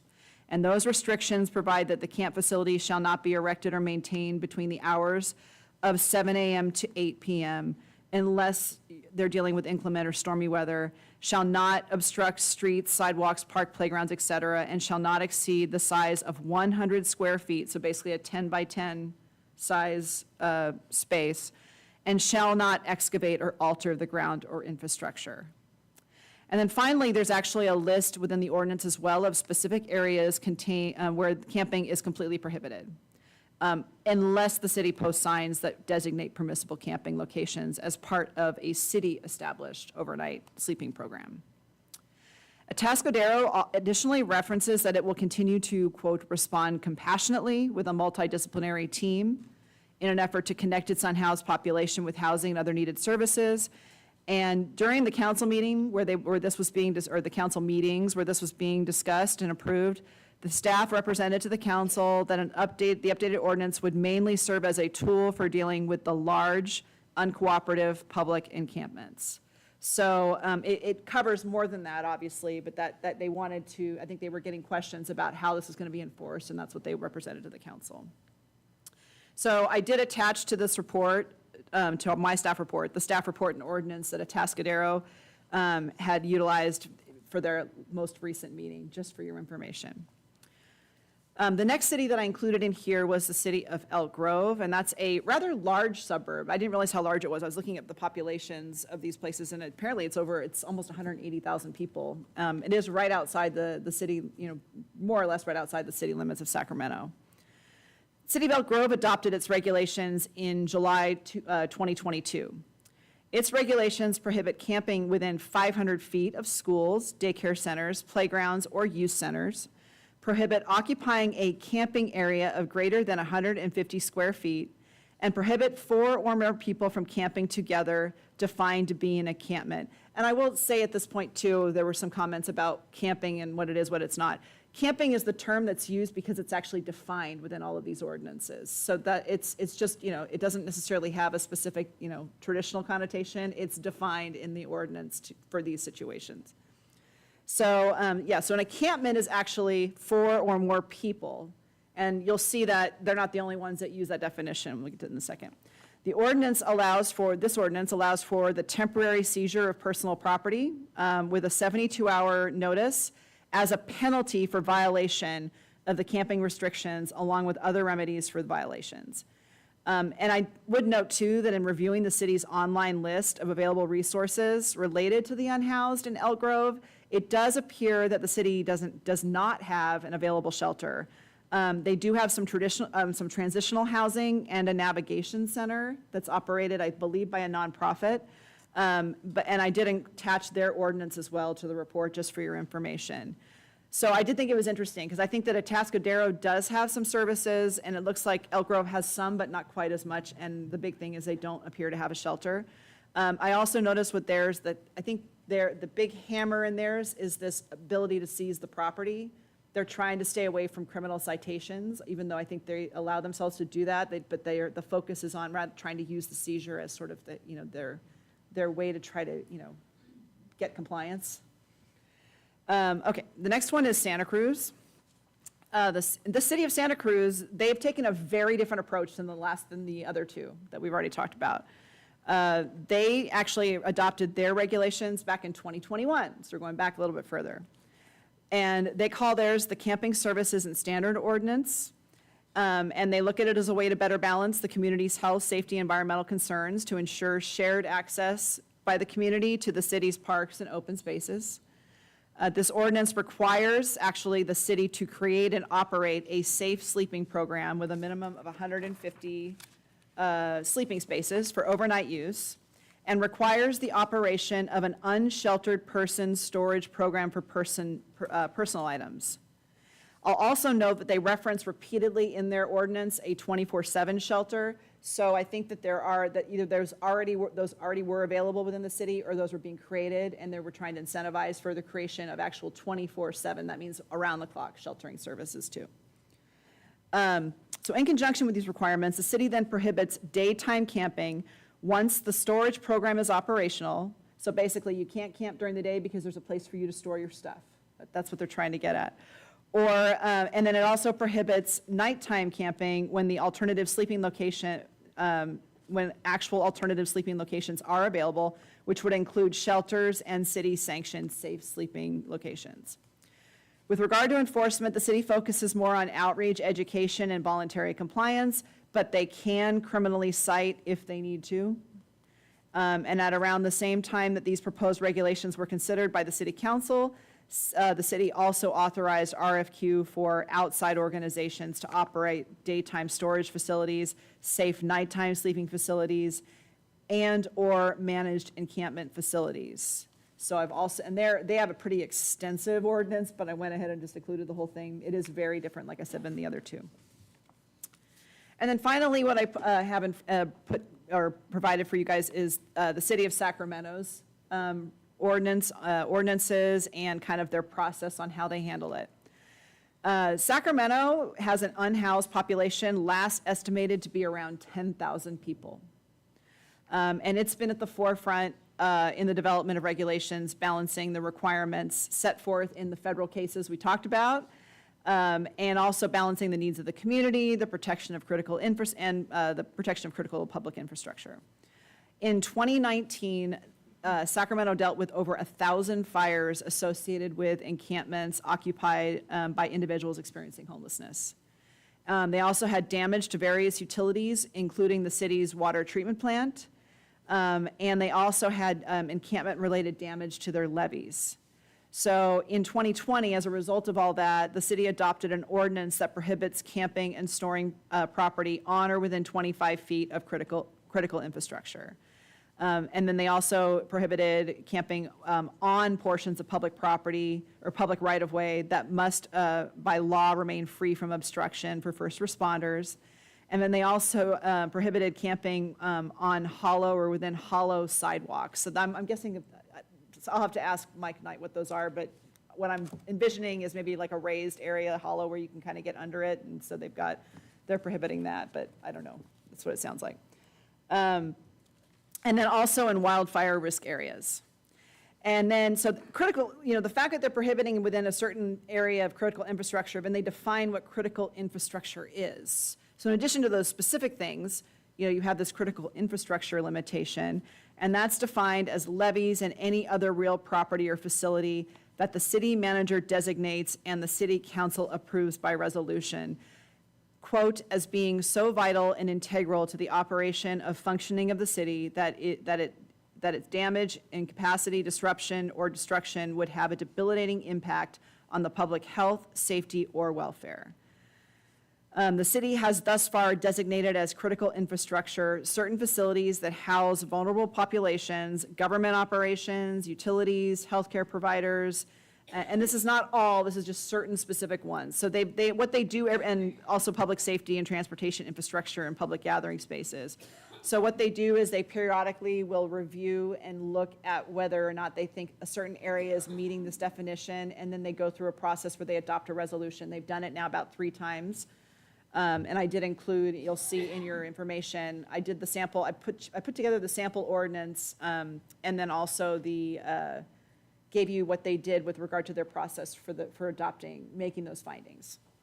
But there's more to it when it comes to Sacramento. They additionally in 2022, there's been a lot of controversy in Sacramento. So as a result of that controversy, they ended up having some competing initiatives proposed for the ballot. And so when they were faced with one that was going to really take a lot of money out of their general fund, a lot of money, because it was going to require them to make some pretty immediate drastic steps and spending a lot of money on shelters and resources, they actually put their own competing initiative on the ballot. And so that will explain why you'll see what you'll see in this particular these regulations. And by the way, I'm not recommending that we put these in. This is something they did because they felt like they needed to in order to not have the alternative pass. So it always ends up producing very interesting regulations. And so what do those regulations say? They provided that once there was a certain level of available shelter spaces, a person could be cited for unlawful camping on public property if a shelter space was available and offered, but the offer was rejected and the person refuses to locate. The ordinance also made it unlawful in an encampment, which is, again, defined as 4 or more persons camping together within 50 feet of each other. It made it unlawful for them to camp, to occupy camp facilities, et cetera, so that you can't theoretically do that if there's a shelter available. These most recent camping regulations were adopted along with a self-imposed requirement on the city to identify and authorize a certain percentage of new emergency shelter spaces and require the creation of additional spaces if warranted in light of the utilization rates. They also imposed on themselves this obligation, this creation of a right for others to bring a nuisance abatement action against the city. So they basically said, we'll let you sue us if we don't clean up our property, if we aren't basically enforcing what we're imposing on ourselves here. And then a city funding requirement that prioritized finding external resources to fund this, but if that was insufficient, requiring an allocation of unobligated general fund revenues, but not to exceed $5 million annually. So what they're getting, I mean, clearly that's done because the initiative that was going to basically require them to spend a whole lot more money. I mean, you can kind of see. The other thing I think is interesting here is that you can see where they self-imposed this public nuisance abatement action. And I think those of you who were at the League of Cities probably heard Sacramento talk about how the DA was suing the city. I think it's under this. They sued them for a nuisance abatement because they're like, okay, well, you've adopted it, now we're gonna, so that's what the DA did. So that's why Sacramento, I think, became the first case, for what it's worth, to actually have that action filed against them. San Francisco, the DA's been threatening, hasn't done it yet, but it happened in Sacramento. So borrowing from, so what I've done, what I like from Sacramento's is just the structure. So I did sort of borrow from theirs to create a sample.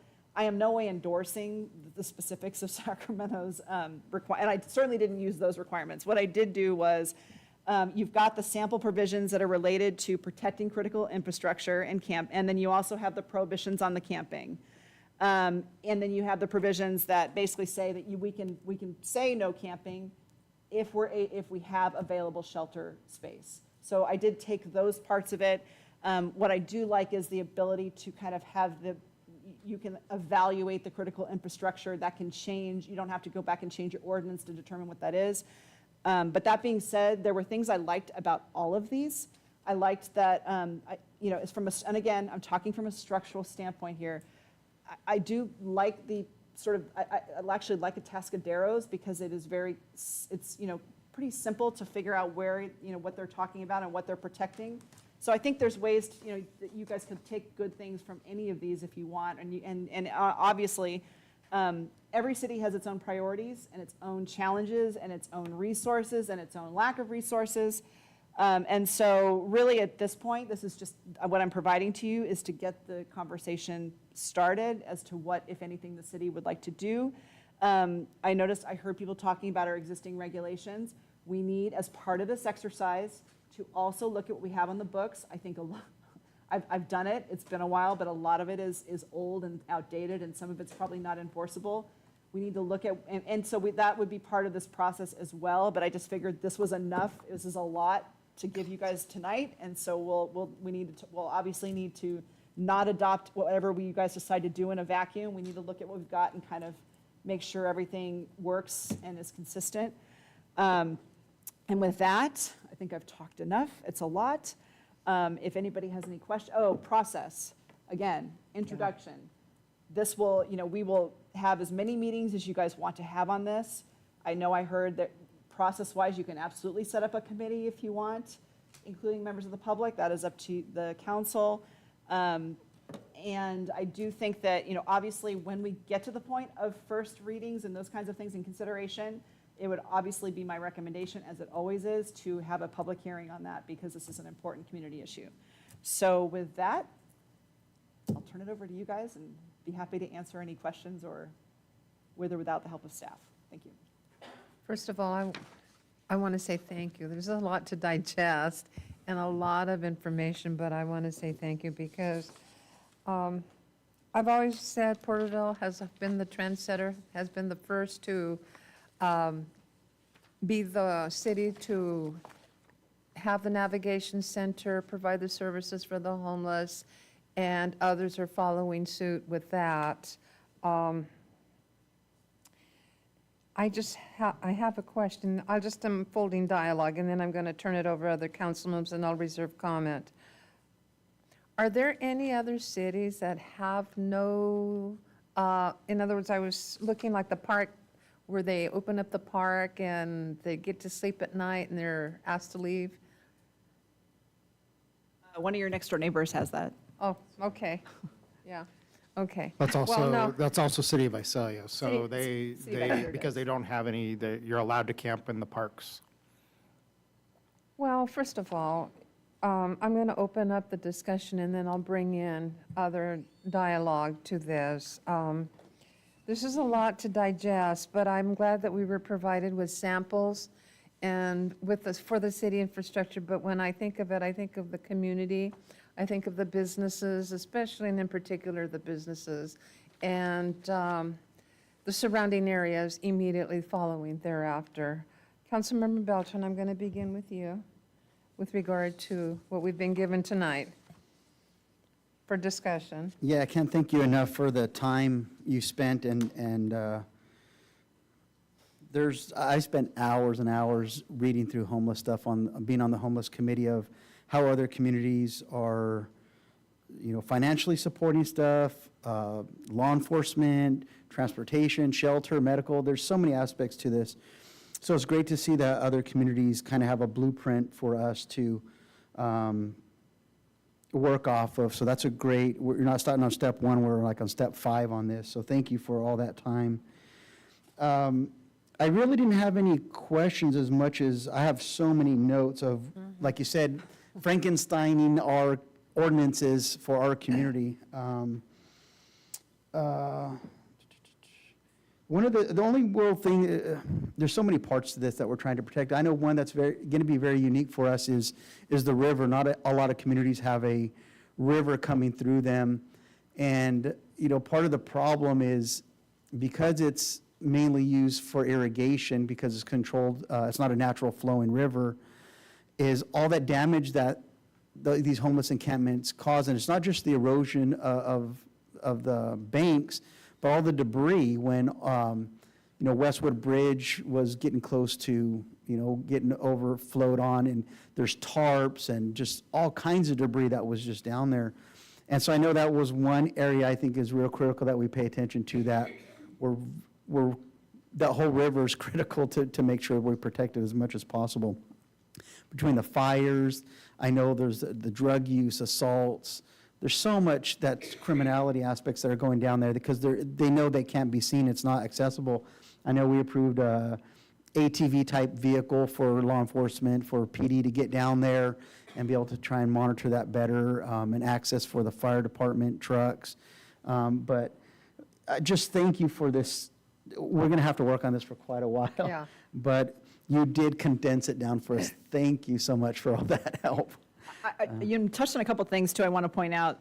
The other thing that Sacramento has here when it did this, it has a very strong partnership with the County of Sacramento. And the river is actually part of, I think, the driving force. The American River has been the driving force of that partnership because it does cross boundaries, right? Right. And that has been a big focus, is the protection of that area and how to balance that, so because the community uses it for recreation purposes, but they have the same, very similar issues in some respects as we do, although you're right, ours is a little bit even different than theirs because of the irrigation issue. So, but yeah, they have, and they get pretty extensive funding. Sacramento obviously has very extensive funding. Yeah, knowing that they have deeper pockets. But no, just and Madam Mayor had mentioned, how Visalia does have this. They open up a park for their camping because they don't have a navigation center like we do. They don't have the armory for emergency shelters. So as much as we hear constituents upset about, what are we doing? And we're doing everything we legally can with the budget that we have to work with. To meet the criteria that the Supreme Court said you have to have shelter. We are providing this. It's just, like you said, shoring up the language because a lot of the ordinances or what were rules back then you're not allowed to do anymore. So other than that, just a lot to work with, so thank you. Thank you, Councilmember Belton. Councilmember Meister. Well, I'd have to second, great job in condensing this down and bringing us great information and what's working in the state of California following the Boise decision. There was some comments tonight, and I love the public input. There was a comment towards, I'm guessing, the definition of the city manager in here. And I'd just like to say that the city manager works at the direction of this body. He's not out on his own taking initiative. Yes, he directs the directors, but he's working on our behalf, and we represent you, so it's on your behalf. And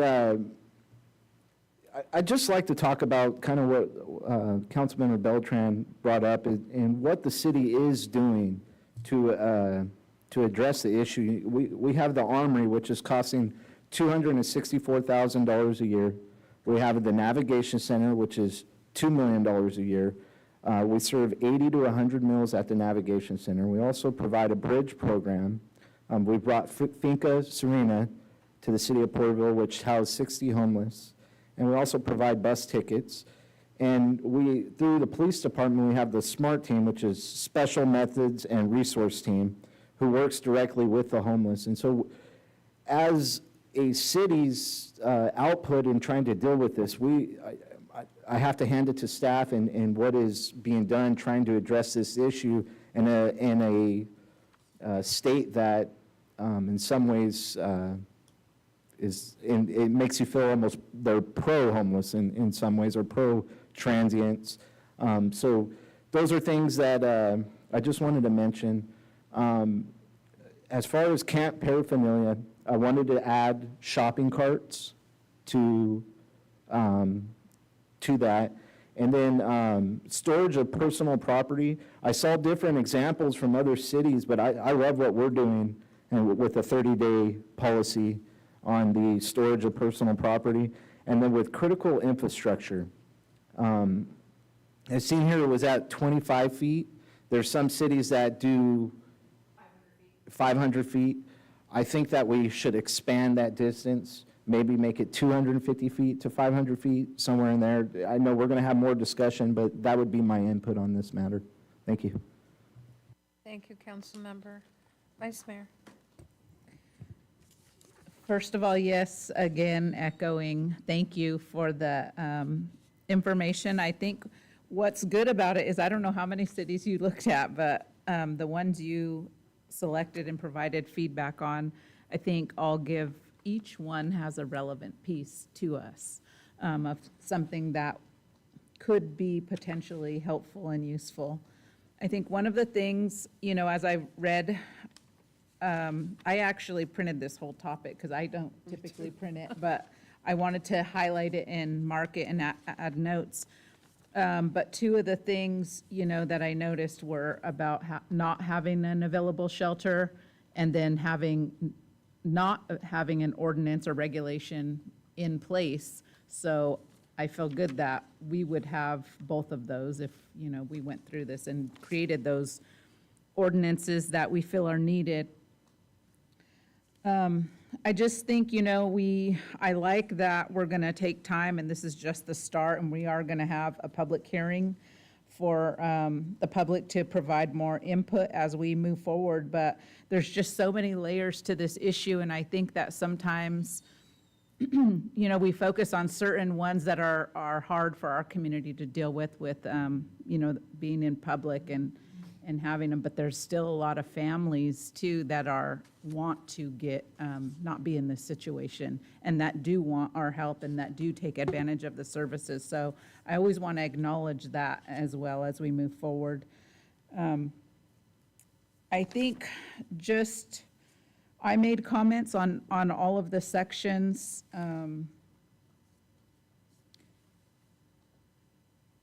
And I'm not sure if we want to go through every section and talk about what we want, or. Well, let me, this is a lot to digest for this evening, and Councilmember Wyrock is also not present. One of the things that I'm going to ask legal counsel, are we able to send you what we feel, or would you rather that, yes, no, definitely? I'd rather have the process be total, like after the meeting. Good, Yeah. okay. I agree. Can we bring this item, not at the, because Councilmember Wyrock is not here, and we'd want to include his input. It's not something a decision we're going to have to make this evening. It's one that we're going to have more discussion. How does council members?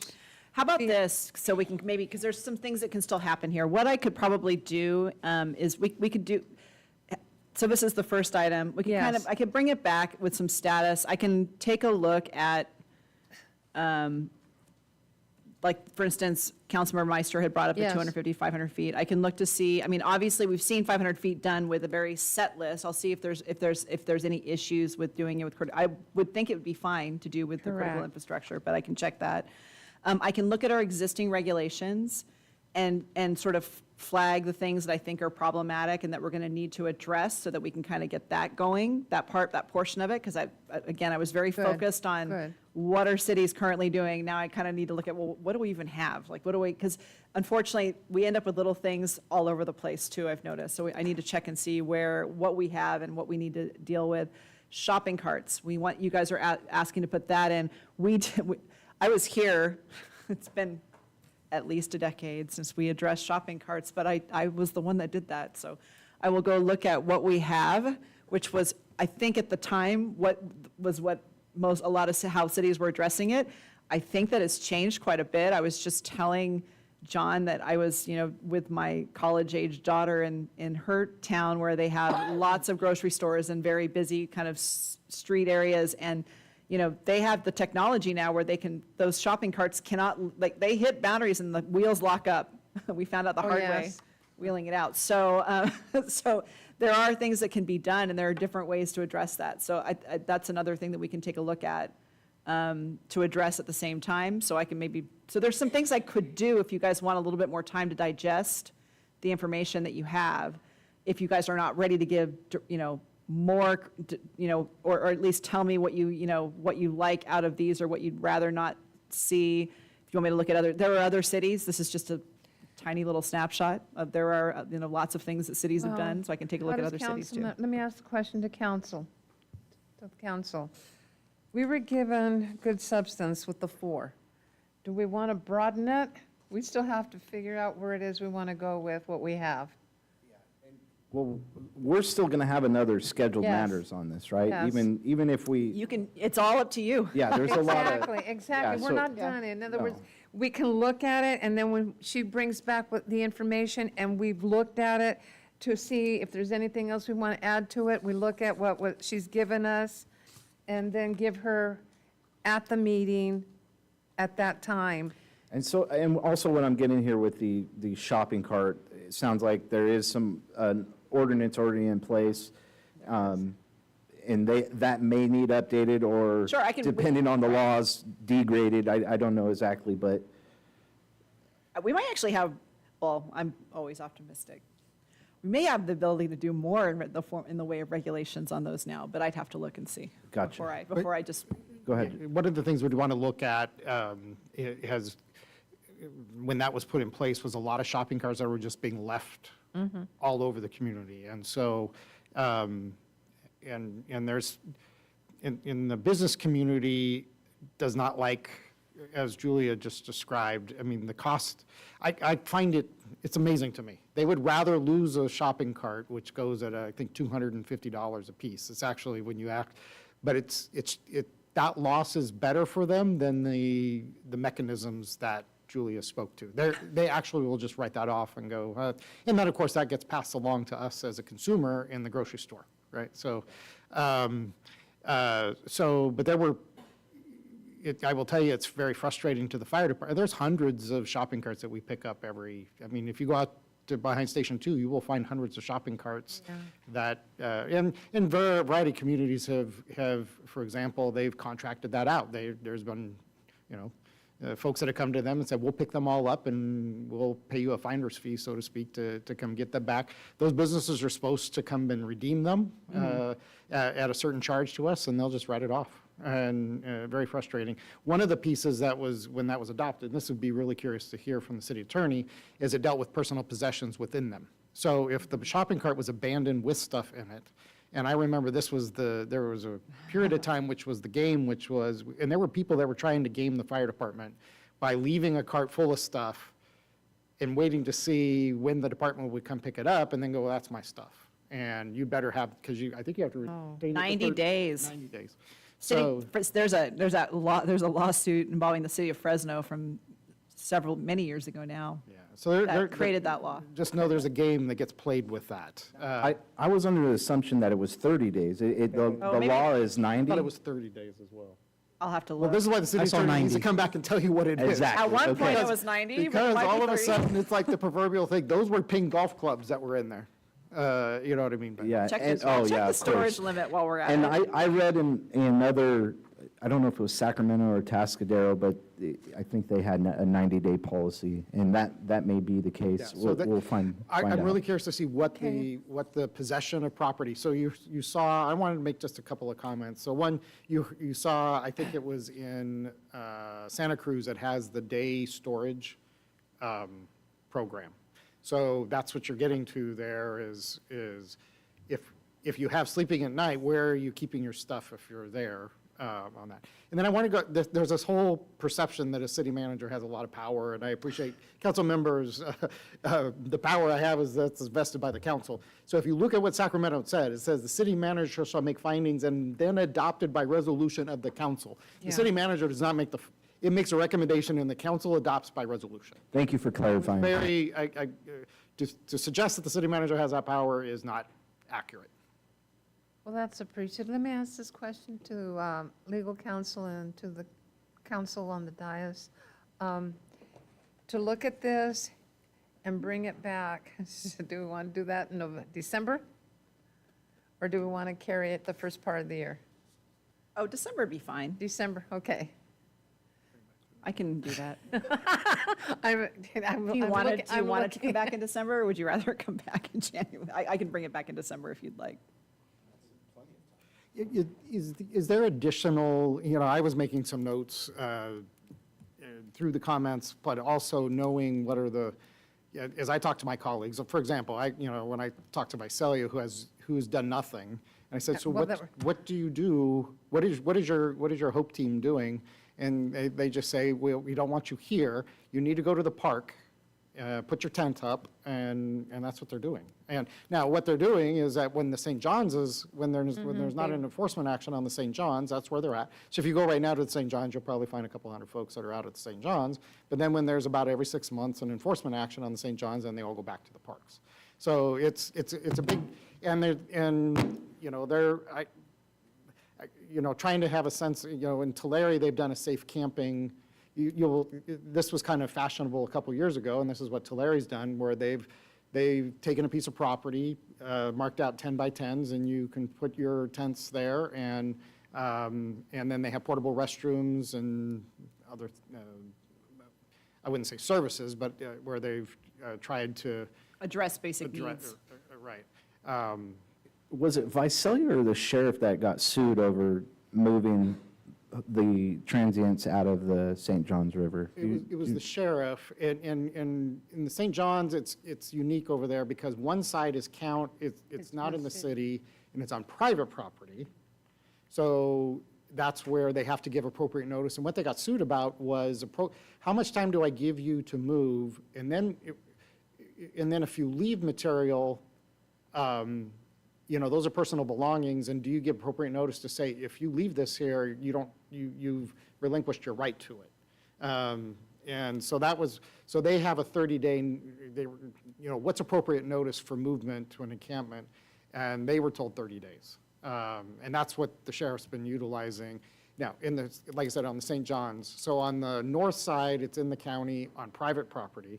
On the south side, half of it is it's in the city.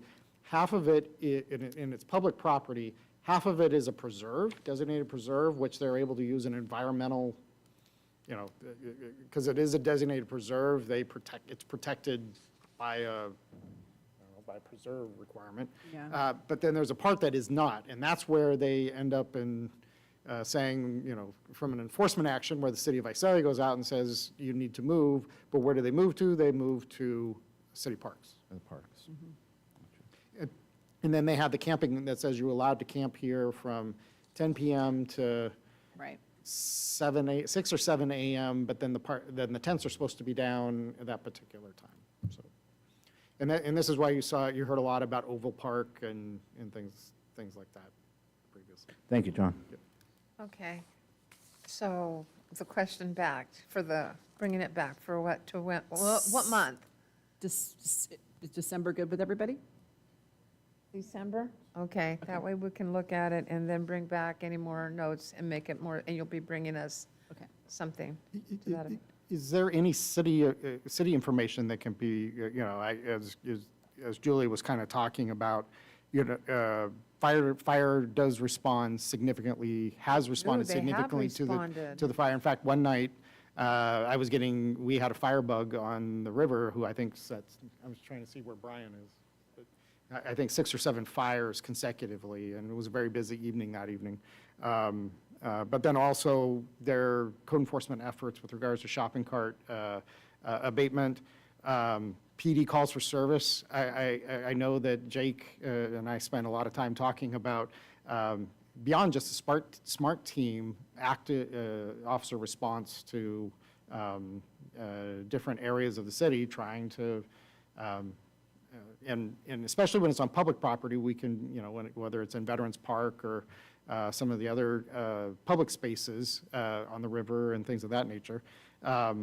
Private property trying to get, and we've had a number of private property owners that do not want to do a no trespass. Correct. And I will tell you, there's some folks that said, I don't like them there, but I don't want to do a no trespass. So at that point, if they're on private property and the private property owner's not willing to do a no trespass, We can't do anything.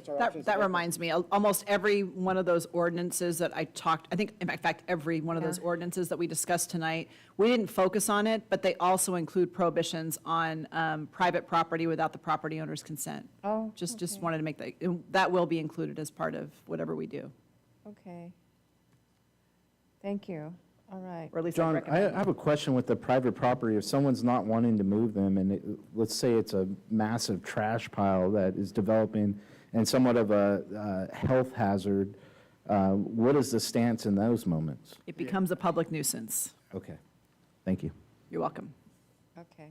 I think one of the other things that I've noticed, well, because there's going to have to be a discussion around whatever we implement around cost and things like that. And one of the things I noticed in the Sacramento one, I know they're a huge city, but that they had to develop a standalone department. So, I mean, even staffing, additional staffing for. I'm really glad you brought this up, because there is something called the Big 11. All right, so the 11 largest cities in California have their own, I'm really glad you said this. This is a part that we haven't even talked about as it comes to funding. So the 11 biggest cities, Sacramento, I think Bakersfield's in this as well, Fresno, the 11 biggest cities all get dedicated funding. They have their own deal with the state of California as the large metropolitan areas. And then the rest of us are left on whatever year to year.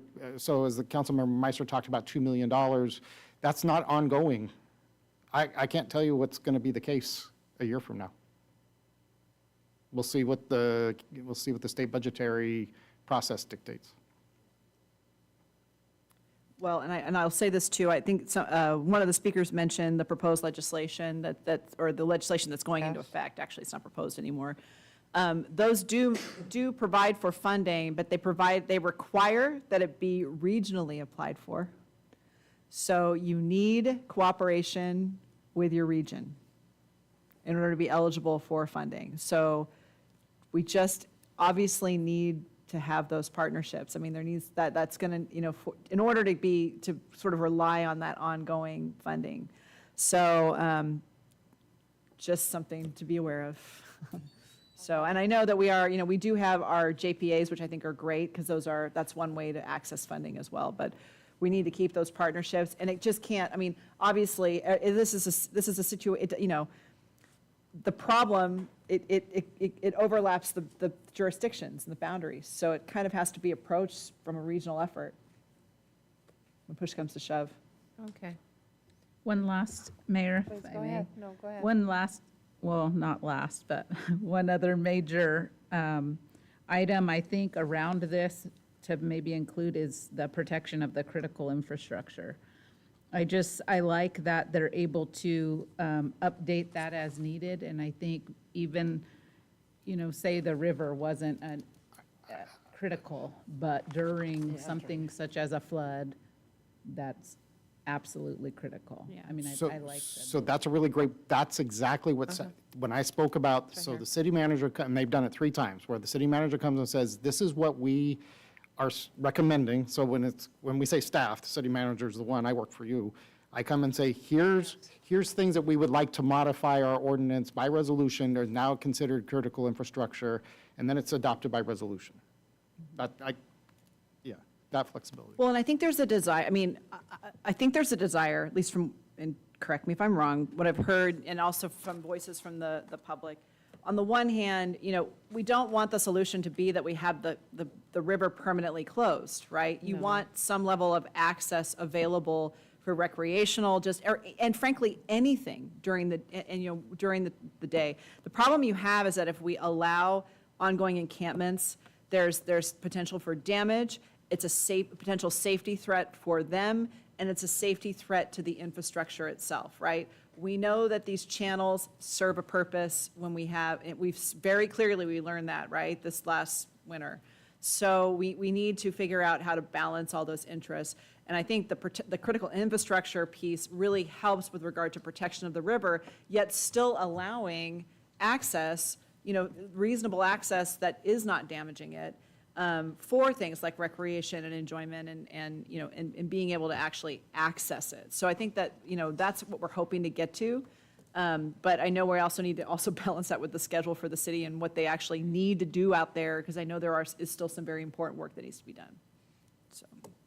Question, just a gentleman asked about like an ad hoc committee or a committee from the public. Is that, what do you guys think on that?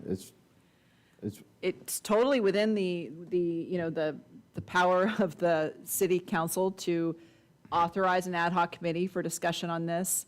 I think, with any committee, I think you just want to make sure, first of all, an ad hoc committee is generally only allowed to be made up of basically solely of less than a quorum of the council. So there's a couple ways you can approach this. You could do a true Brown Act committee, which would be a lot of, just be aware if you do, which is like a standing committee, or even a temporary committee, but not an ad hoc committee where it's made at, where you appoint, we've done this with charter review, for example, charter review committee, very similar. You appoint members from the community, and they meet, you give them, you sort of give them their parameters, their limit, you set what their scope is and what you want them to do, and then they can make recommendations to you. That would require compliance with the Brown Act. You'd need to notice those meetings, they need to be open to the public and everything else. So your other option is to do an ad hoc committee made up solely of 2 or less of you, but you can invite community representatives to participate in that process and advise you in making your in recommendations to the city council. So so that wouldn't necessarily need to follow. You can still have members of the community work, but then the public process is still at the city council level. So it gives you a little bit more flexibility and might not take as much city clerk time, quite frankly, to do that. But really, it's all up to the council. So you have some flexibility on how you'd want to set that up. Just know that if you guys basically decide to make or form a committee that's not just only 2 or less of you, it will be subject to the Brown Act. So. My fear is prolonging this process any more than it already is. Yeah.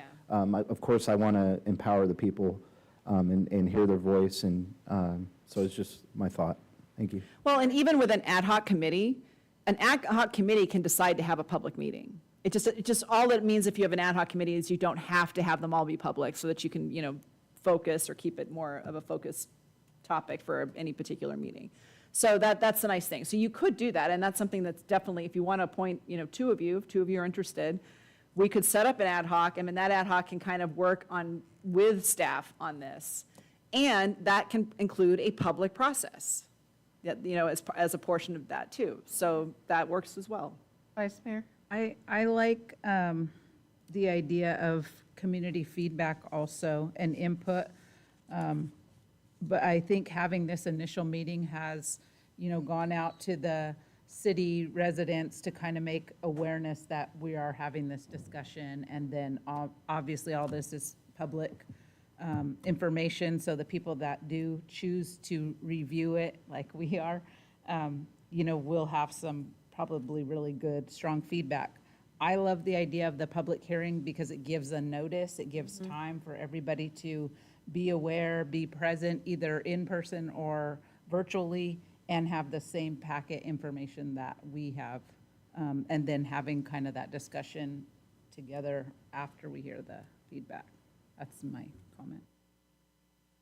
You're okay, I'm okay with the information. Now going back to legal counsel, we're bringing this back in December, Okay. okay? And it's 8:48. Thank you, everybody. Appreciate it. No, thank you. We're going to take a 10-minute break. It's 8:48.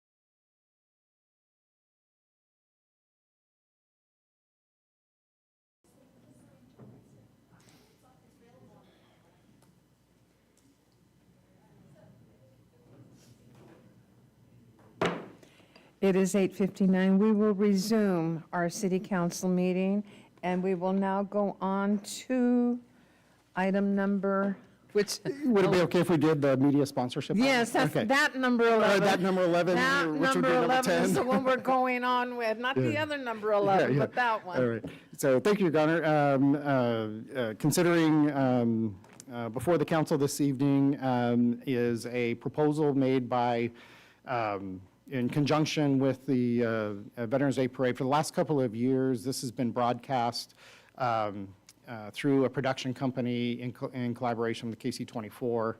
I believe the first year in 21, I'm going to ask Mr. Ashley if he knows so in 21, I think they did it independently as a matter of after COVID and trying to promote Veterans Day Parade. And the only reason I say that is that I know when I was talking with the producers that Mayor Dyer called very unhappy that the Fresno Parade wasn't on TV, but Porterville Parade was, and wondering, did they remember what city their station was in? So I believe that was, I don't know if that's for certain, but that is a true story, that Mayor Dyer actually did call while I was there. Yeah, he did. I believe last year there was an expense, and I believe the American Legion or combination of contributors addressed that cost, and then was presented and had a meeting a couple of months ago with the producers of this in talking about how this is the best parade in the Central Valley, one of the longest running in the United States, and wanting to really promote that. Production costs, as in the proposal, is $12,500.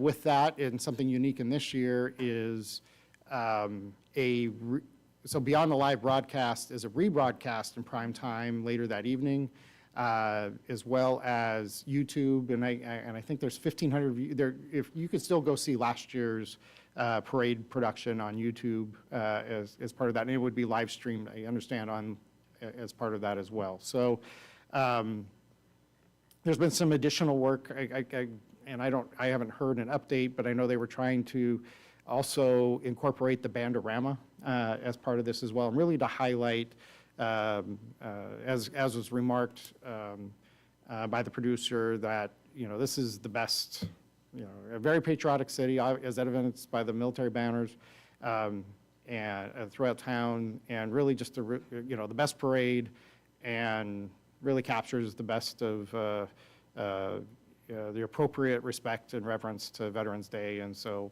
and it's an opportunity for the city to promote itself. The council will recall in the budget that was adopted, there was a $25,000 appropriation for whatever, and so that there are funds that were set aside to do something in your community promotions to promote downtown and advance those things. It doesn't have to be the case, but that funding source, but happy to answer any questions in that with regards to the proposal. No, first of all, I want to thank you for the report, and I was very pleased to see this on the agenda. And I know that from last year in the broadcasting, Porterville was very well represented. I had a lot of phone calls of people saying that they did see us on Porterville and that they saw the parade, that they actually saw some of their family members. And again, it was brought forth later on that evening. So this is something that pleases me to see it once again back. Council, any comment? I also didn't mention, there'll be 40 commercial spots on KC24 as part of that as well, which I think is different than previous as well. I did, yeah. I just wanted to disclose that I've been in communication with Gene Day. He's the I don't even know. He's the producer. The producer, thank you, John. Yeah. And with Misters Media, and Gene is actually on a flight memorial in Washington, D.C. right now doing a segment. I think he said it's his 27th flight. Great man, Vietnam veteran, and like he said, Porterville, and like John mentioned, has one of the greatest Veterans Day parades west of the Mississippi. And I've learned some great stories of how Veterans Day Parade started. It was actually Ed Flory's dad sent a telegram to his mother that World War I was over, and they went and celebrated down on Main Street and rang bells, and pretty neat story. And also, Gene mentioned to me that, and he's in communication with people from Bandorama, and they will be doing a segment on Bandorama here in the city, and I just think it's a great thing and great promotion of the city and showing the support of this all-American city. So, thank you. Thank you. Any other comments? I just want to thank you for being here tonight and addressing us and waiting. I also support this. I think it's a excellent event. It's one of the city's largest, and looking forward to having the event and participating. Thank you. All right, then, with all of that being said, I make the motion that we accept staff recommendation and authorize. I'll second. Have a motion, say no further discussion? I didn't have to say call for the vote, it's already up there. Thank you very much. Okay, we'll move on. Now we'll go to the number 11? Yeah, thank you, Your Honor. The other Next- number 11, Next item in thank order you. would be now the consideration of a resolution authorizing the Porterville Fire Department Honor Guard to attend annual state and national firefighters memorials. This was an item that the council took action on at your last meeting at its end and asked to be, as a scheduled matter at this evening, consider memorializing how best to memorialize it. The fire department's honor guard would continue to participate in national and national recognitions, and you had the Figueroa and Jones families that were here, and in the hopes that that would be a commitment of the city. I did take the privilege to recommend as well the state, these are the three memorials where Captain Figueroa and Firefighter Jones have been memorialized. There's two national ones. There's the one in Maryland, the second one in Colorado, and then the state one is in Sacramento. And so I incorporated that. I took some liberties and incorporated that as well in the resolution. So there's no pride in authorship. Happy to answer any questions in regards to the draft resolution. I don't have any questions. Do council members have any questions, comments? I just want to state, thank you for adding that. When we first discussed it, the last council meeting, I was thinking we need some room for discretion on what event they wanted to go to. You nailed them as far as events that our fire department's been involved in. And I am definitely in support of continuing this. So, thank you. I was just going to make a small comment, and that was, the community wants to rally around the families and even those at the library that were there during this situation. And I think going forward, I spoke with a few members from the fire department about future fundraising events to help support not only the firefighters, but even the families that want to continue doing that. And I think the community would, whether it's a pancake breakfast or some other type of an event, for their just healing process and being there for others that are going to, unfortunately, undoubtedly in the future become members of this group. But I can see that it's not just an expense, it's an investment, and I think the community would get behind fundraising if need be to just also incorporate those family members that want to join. Yeah, I'm glad you said that, and I'll tell a story. So I'm president of my Rotary Club this year, and my club 2 years ago offered to pay for the Jones and Figueroa families to go to the state memorial when it was held last year, and they declined that. They said, please spend those funds in support of another family that we're good. But I can tell you there is expense to traveling to the national memorials, which I think they wish to do. So I know our fire department and the fire association would be happy to be a cheerleader of doing some type of events to help them, and I think you would find service club support for that as well. Yeah, and I know the family probably doesn't want to see it as a charity, but we want to give. So whether they accept it or not, we want to. I think that's a great memorial. Thank you. Vice Mayor, any comment? I don't have any more comments. I don't have a comment. How does council wish to proceed? I'll make a motion to adopt the draft resolution. We have a motion, A second. a second, no further discussion, call for the vote. Passes unanimous, 4-0. We will now move on to number 12. Thank you, Your Honor. Next item in order would be your regular status and review of declaration of local flood emergency. This was last considered by the council at its last meeting back on October 3rd.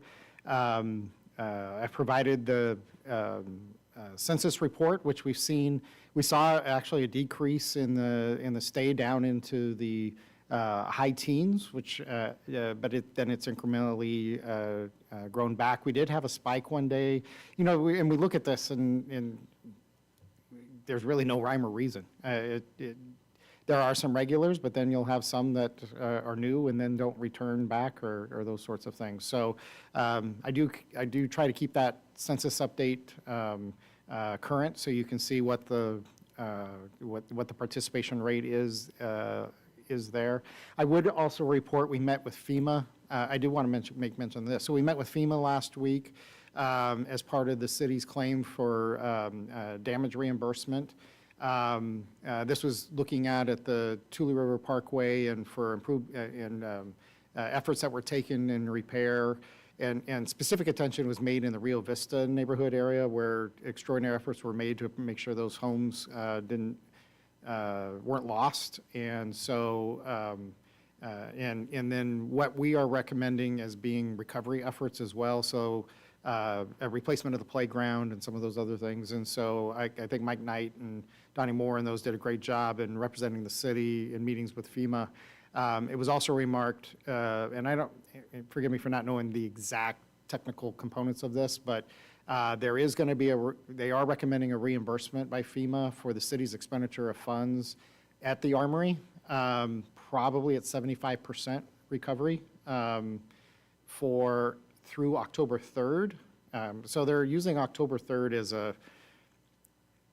some kind of a demarcation date is what I'm going to call it. So from back when the city's expenditure of funds has been in the Armory to October 3rd is going to be at a reimbursement rate, and they didn't specifically say, but I believe it's going to be 75%. It could be a little bit higher. I don't know that it will be less than that. So that will be a recommended reimbursement.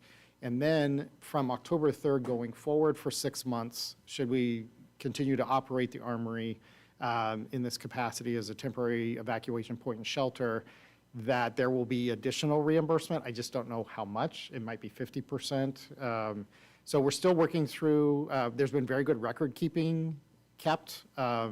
Maria and Janie in the finance department are really trying to stay on top of this and making sure that the claims are proceeding forward. And then on the public works side with Mike Knight and his staff. So that was good news that through October 3rd is going to be probably a 75% reimbursement rate from FEMA for the operation of the Armory. And then up, I would say for 6 months past October 3rd, we'll have a reimbursement rate. I'm just not certain what it is right now, but it may be 25%, 50%. We're working through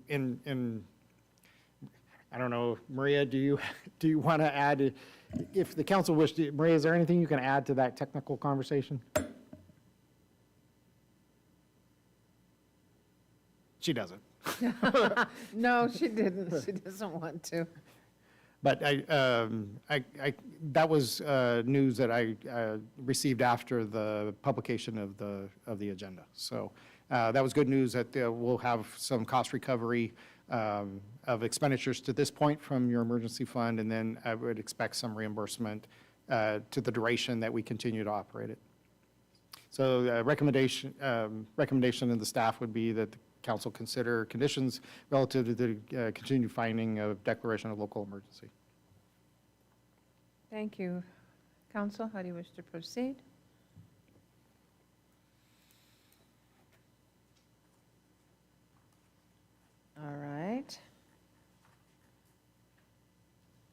I'll make a motion to, I'm looking for the wording, To continue. to continue the, is it the Receiver. declaration. We have a motion to continue the declaration I'll second. and a second. No further discussion. Call for the vote. Passes unanimous, 4-0. We'll now move on to the next item. Thank you, Your Honor. Final scheduled matter this evening would be consider approval of the community civic event, American Conservatory Salute to the Troops concert at the Mecca for November 11th, 2023. Items pulled at the request of Councilmember Beltran. Happy to answer the questions and provide the staff report. Thank you. Councilmember Beltran? Thank you, Mr. Masakian, for being here. I initially didn't plan to pull this item, and you came here, and obviously this was something you wanted us to speak about, so I pulled it, and there was additional questions and something that we wanted to discuss.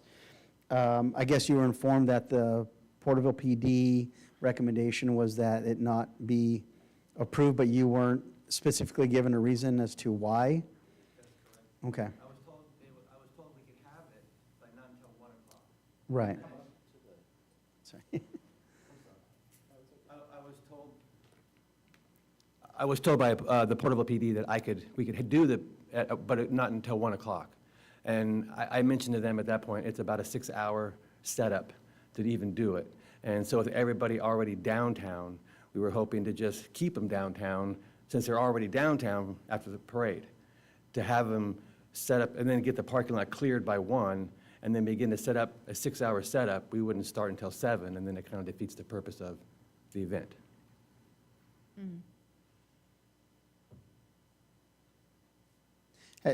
When you guys set up this event, I mean, obviously you anticipated that there's going to be people downtown, so therefore try to have an event during that time? Correct, and we also took into consideration the amount of the spaces available, the 32 spots, and how many citizens that would serve, opposed to having an event and how many citizens that would serve.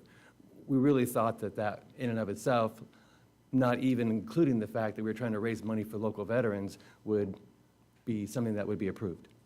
Is this similar to the last event, or what is your charge going to be to this event? $15 of the day of the event and $10 if you pre-buy the tickets. The Mecca itself, the bar would be open to the public. Only the back would be at a charge, so people could still come in and spend time there without having to pay to go into the back. So only, Go ahead, I'm sorry. the setup that you guys are going to do, I think it says 2 p.m. is when you wanted to start. Does it say, I think it says 2 p.m. to 7 p.m., I believe? No. The setup is going to start, I believe it said 6 in Yeah, the I know the morning. setup, but the actual event, wouldn't it? Oh, yeah, it would start at noon, At 12. and Oh, then we have a 12. first band would start at 12:30. We had 4 local bands that agreed to play. And what is staff pushing you back to? They didn't give me a reason. They just said that they thought that it would be, their stance was it should be used as a parking lot, and that's all I was told. So what time are you allowed to start? He said I could start at 1 o'clock. So you're talking 1 hour? 1 hour after the parade was over, he said I could then have he would be okay if I then took the parking lot at that point in time. But that parking lot, at that point in time, it needs to be set up. I mean, to have these events, it's required to put chain link fencing around the entire parking lot. We set up by rolling grass out. We put canopies up. We have, a stage set up for the band. We have sound system set up for the band. So what you're asking for is to start at 12 a.m.? I was hoping to start at 6 o'clock in the morning and have it set up by noon. Okay. Let me ask you this. You're saying that you're fundraising for the veterans? Correct. What are you fundraising? Half of the monies proceeded that we would collect from the gate, we were going to donate to the American Legion chapter here in town. I've spoken to Brian Adams from the American Legion. He assured me that every penny that we gave him or donated to him would stay in town to local veterans. That's pretty cool. I'll give you that. Because, as a civic event and using a 50C3 and then having a cover charge for a closed area is kind of, at least in this instance, you're actually giving to American Legion or veterans. I think that's a good thing. Thank you. I just want to comment, that is the day of the parade. Correct. And having been a participant in numerous events, well, the Veterans Day, there's the parade run, that some participate, and people come out early. Some people come out as close to as 5 and 6 o'clock and for the run, and they actually are parked, and they stay. They don't move. They just physically stay, and they stay for the parade once that run is over, and there are families that come. My concern is, I think the event is wonderful, the one that you're setting out for, because also the Elks Lodge participates on that day on their corner as well for the veterans, and they're able to come in during the parade, and they allow the use of facilities to those that are in the parade. I have a concern, and I don't know, because it's law enforcement that pretty much is patrolling the area during this time, that when people come and they park their vehicles for the parade, some of them are very early. They start arriving like at 5 and 6 o'clock in the morning, and they start taking parade slots, especially for those who are in the run. And then some of them stay, and it's difficult to find parking sometimes where you're coming in for the parade. That's be my only concern. I would agree with you. We had the same concern. We just weighed the two options, and okay, it's 32 spots, and it's going to be used, if you say 5 in the morning, okay, but it's done at noon. And then we thought the best use of that space when comparing the options would be to use it as a civic event to allow more members of the community to use the space rather than the less than 100 people that would use the parking lot. But that was just I'm not trying to be argumentative. I'm just trying to give you our perspective of why we were and what we were trying to accomplish. No, and I'm just going to ask the question, I don't Sure. know. Could your event be moved and set up afterwards and it be at a later time? Well, I don't know how and where logistically we would move it to. Yeah, These events are an extensive setup. Councilman Beltran was there. It isn't just something you can roll out and set a stage up, and next thing you know, 10 minutes later, you're ready to go. Right. It's hours and hours of setup that we do all of ourselves, and as well, we clean it up all of ourselves to make it look exactly like it did, actually better than it did before, because we cleaned the parking lot with blowers and things like that, both before and after. That's my only comment by it. Mayor, do you have any comment? I think my only one is, I understand what you're saying about why having it early and access to set up. And I think a lot of the community does appreciate this type of additional event that everyone has been wanting.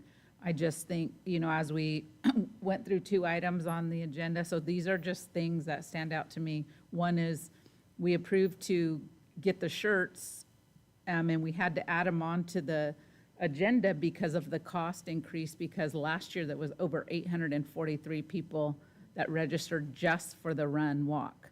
So that was last year. So this year they're anticipating possibly over 1,000. That's for the walk run. I participate in that every year, and people arrive at 7 and there's already people sitting on the sidewalk lined up for the parade outside of the run. That's one thing. I think the second thing is we just heard about how large the parade is and all the things that we as a city want to put into that to give back to make sure it's a successful event. So I think with those 2 things, they take precedence for the space at that time, still accounting for you to be able to have your event that I think will be very successful as well.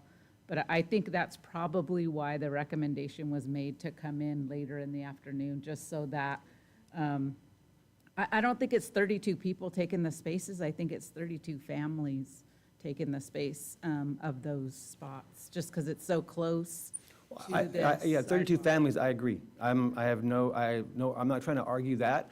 I would just say those 32 families, maybe there's 400 families or 300 families that would come to the event, to the civic event, and enjoy that. Yeah, I agree. I think you still will have a successful event. My fear for you is that if they don't close, or they're not able to get those parking spots, are people going to leave their vehicles in that parking lot? I agree. And how are you going to get them out of there in that case if they're? We thought the same thing. To be honest with you, if they give it to us at 1 o'clock, we just will say, well, thanks you, but I mean, it doesn't work. It just wouldn't work. Like, if the vehicles were all exited by 1 o'clock, we wouldn't start till 7. Yeah, I don't know if I'll put a button on it, but, this goes back to the Mud House discussion where, Main Street is vital for our community for different events. And part of we heard a past council member come up and explain how, we moved it and we weren't supportive of that. It wasn't that we're supportive of it. There's certain things that happen in our community that are either by tradition or that we're just trying to protect. I appreciate that we're going to do this. We just approved KC-24 to have it live streamed. So maybe some people won't come down because they don't want to deal with the crowd, the parking. That's a benefit to people that would maybe normally come down here. Like you said, maybe that 32 cars are going to stay home. So they won't be impacted.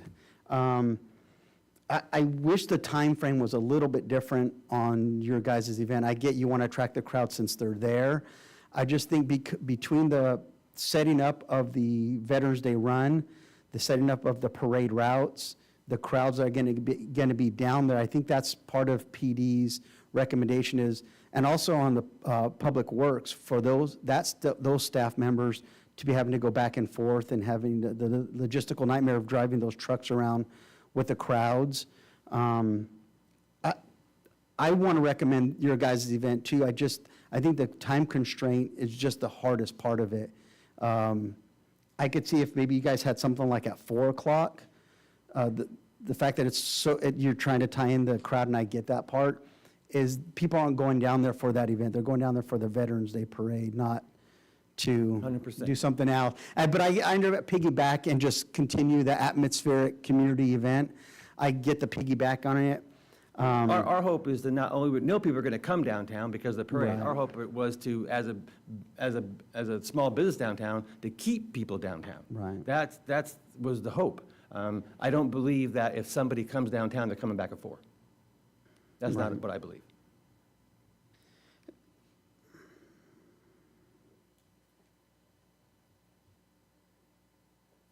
Well, I pulled the item, so I'll make a motion that we just continue to follow the city staff's recommendation that,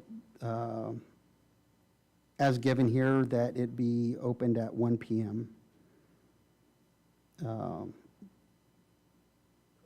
Sorry, is it 12 p.m.? 1 p.m. Yes, it says 1 p.m. It would be closed at 1 p.m. Right. And the answer to the question, what happens if cars are there, they get towed. Yeah, at the expense of those individuals. Believe me, we've towed a fair number of cars on Main Street when they're for parades. Yeah. I get the phone calls later. I think it just protects those people, those individuals, from having to deal with that. As long as it's appropriately noticed. Right, 24 hours ahead. Okay. yeah. So, yeah, my recommendation would be continue with this community event as stated in this from, was it 1 p.m. on Saturday? I'll second. Is there any further discussion? Call for the vote. Passes 3-1. Thank you. Thank you. Thank you. Okay. Now we will move on to the AB 1234 reports. This is the time for all AB 1234 reports required pursuant to Government Code 53232.3. The number 1, the link, Councilmember Beltran. All righty. The Link Committee met in person October 4th at 3 p.m. at the Centennial Plaza Conference Room. This meeting was brought to order by Committee Chair Sylvia Martinez at 3:03 p.m. There was a brief introduction to the 17 individuals in attendance. Because it has been in person, the committee has been a little bit smaller, but it was great to see Anthem Healthcare, 2 individuals representing HHS, as well as a representative from PUSD in attendance. The minutes from the September 6th meeting were approved. A brief budget report was given. The budget right now is at $8,243.14. There was an update from the Navigation Center, just the continued serving of breakfast and lunch 7 days a week. They've documented 137 new clients since Kingsview has taken over management. They have the 15 emergency beds that are still full. There are 9 bridge beds taken. There are 6 that have been freed up because of the low-income housing projects that were completed recently. So they are still working with the social workers to find people for those beds. Let's see. There was a brief COVID outbreak, but they were able to continue. They just separated the permanent residents from the people that were coming and getting services on Wednesday. It worked out well. There was a link subcommittee meeting or update. This was about the drive-through dinner. It was a great success. 183 tickets were sold with a grand total of tickets and monetary donations. $3,065 was raised. I want to thank the Trinity Lutheran Church for opening their kitchen and their facility for that drive-through dinner. Local stores, Town and Country, J&R Meats, Vallarta, Chaitos, and Grocery Outlet for their donations, and also to the many volunteers who helped make that possible. There was an update for the winter coat drive that will be taking place November 1st at the Navigation Center from 9 a.m. to 1 p.m. This will be on a Wednesday during their normal service events. Those residents and those coming through there'll be many service providers there. Adventist will have a medical trailer there doing any kind of flu vaccinations, COVID vaccinations, medical checkups. We'll be giving out blankets, hygiene kits, as well as coats. There was a brief in other matters. There was a flyer that the city of Porterville had made early on around COVID that it had informational stuff about the Navigation Center. It was brought to the attention that some of this information was outdated, and by the time of our meeting, it had been updated and new flyers were distributed. So that was that meeting. Thank you. Thank you so much. Good information. Eastern Tule Groundwater Sustainability Act. Rogelia, would you like to do that report? I'm kidding. He's in the audience. Mr. Knight. I will yield my time.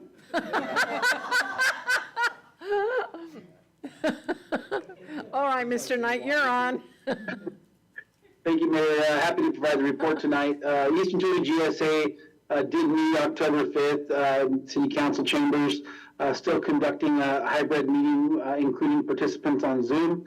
The meeting started off adjourning to closed session.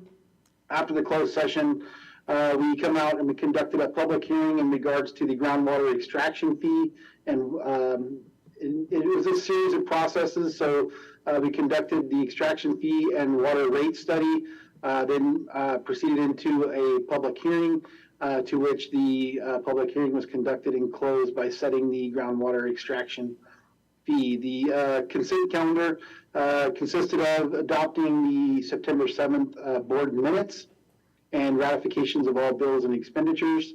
Going into the administration discussions, we discussed the process of the Tier 1 penalty, setting the penalty for extraction fees as it relates to Tier 1 water use.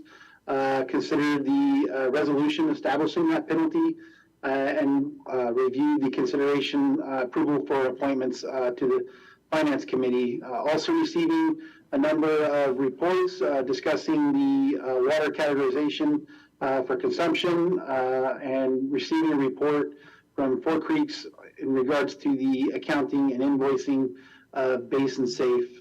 We received reports on Finance Committee and Stakeholder and Land Subsidence Committee, reports from those committee gatherings and all the information that had been covered. Additional information was discussed in regards to sustainable groundwater management criteria and the ongoing efforts with DWR in addressing the basin itself and the plan, the management plan for the utility sub-basin. And our next meeting is scheduled for November 2nd, 2023 at 2 p.m. at City Council chambers. Happy to answer any questions for council. Any questions? No questions? Thank you for your report. Thank you. Tulare County Water Commission, that would be mine. We met on September, when did we meet? We just met. We met on October the 9th, and as a follow-up, the recorded minutes of September 11th are located and can be found on the Tulare County.prime.gov portal. We were provided with a summary of the meeting notes for the meeting. The disadvantaged communities update, we were given highlights of East Rosie, the Matheny Tract, Tullyville, Yedem Seville, West Goshen, Harrison Road, Avenue 266. All of these are projects, whether they be water systems, sewer projects, complete streets, water consolidations, etc. We were provided a summary of ARPA funds for projects such as Ivanhoe, Tipton, Pixley, Poplar, Cutler, and others. The drought and project funding update, information provided is from January 1st through September the 30th. Well permits, there are a total of 358 broken into categories. Domestic 117, community 11, agricultural 90, industrial 0, dairy 4, destruction there are 95, other 41. There are 34 tanks installed and receiving hauled water in the overall program 378. As of September 30 in the bottled water program, there are 1,702 households enrolled with self-help enterprises, 274 are drought-related, 1,428 contamination-related, 1 pending, and 4 drought-related enrollments received per week. There were no program challenges to report. The Legislative Committee will meet in January 2024. That concludes my report, and this is our last meeting for 2023. Our next meeting will be on January the 8th, 2024. That concludes my report, and the next one is the military banner. Vice Mayor. The Military Banner Committee met October 10th at 11 a.m. here at City Hall. The minutes were approved from our previous meeting, and that was April 25th.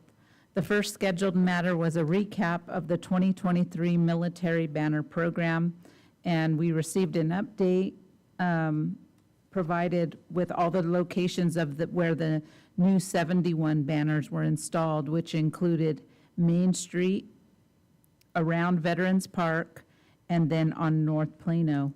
Next, statistics were provided on the various types of service calls received regarding the banners.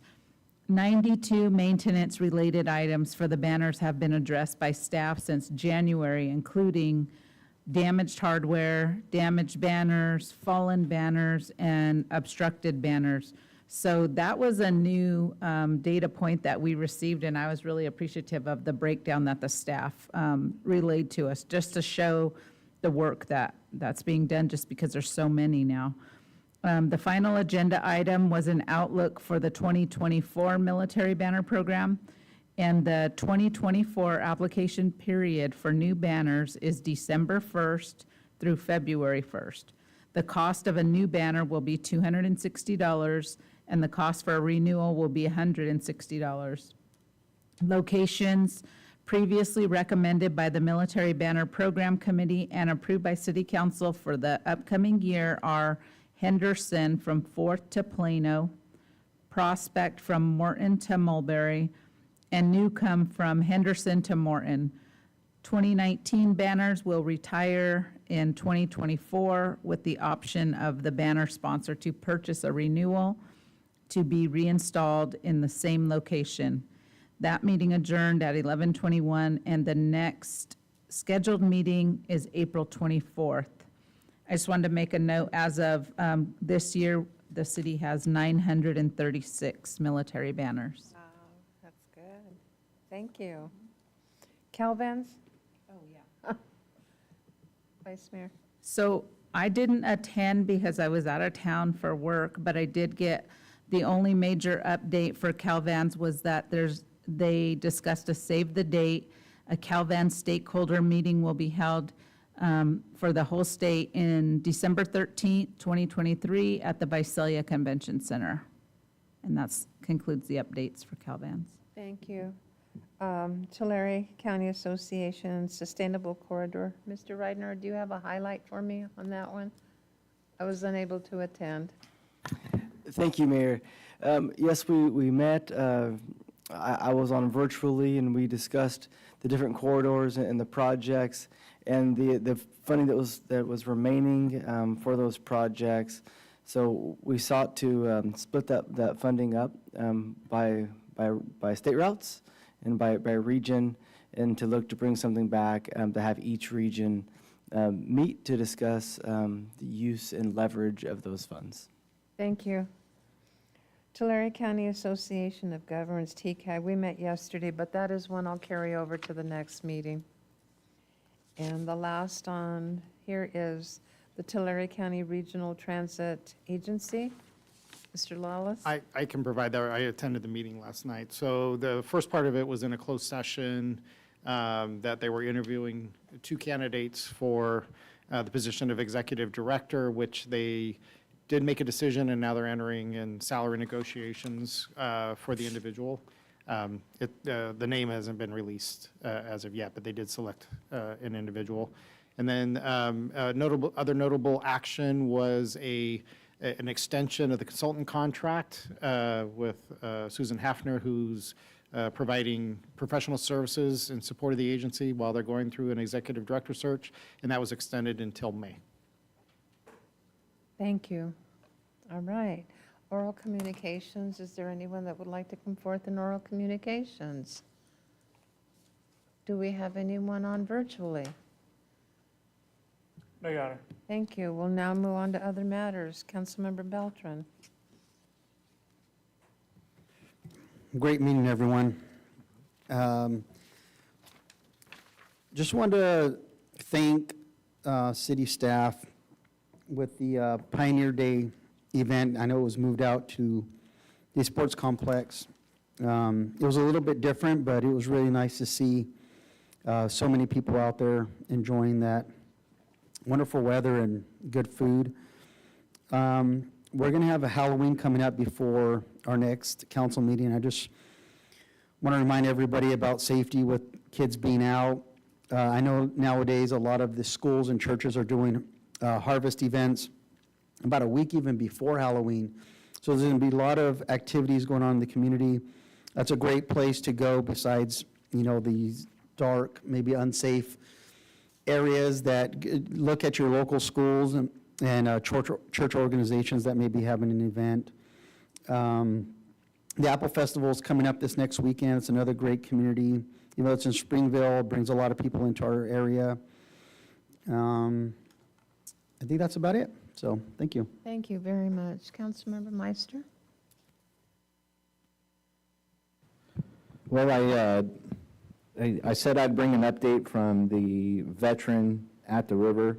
I see Juanita here tonight in communication with her and Bob Ashley on the matter. It sounds like they've been able to get him some ID and working on Social Security and welfare for the gentleman. Talking with Bob Ashley, he is saying that the Veterans Hall will be able to get him a possible hotel room with once he's able to identify himself. So I'm looking forward to seeing if something good out of this can happen. I attended First Friday Coffee with Valley Strong Chamber of Commerce and Valley Strong Credit Union representing. Great event. Talked about the cyber warfare that's going on and protecting your identity online. Great event. I also attended Southern California Edison Multicultural event this last week with Madam Mayor, and that was a good event. I was invited out to Seton Farms last week as well.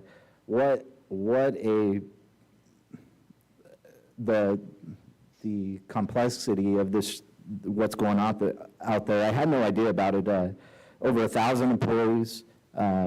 They have 16 2 million pound silos of pistachio and 21 million pounds.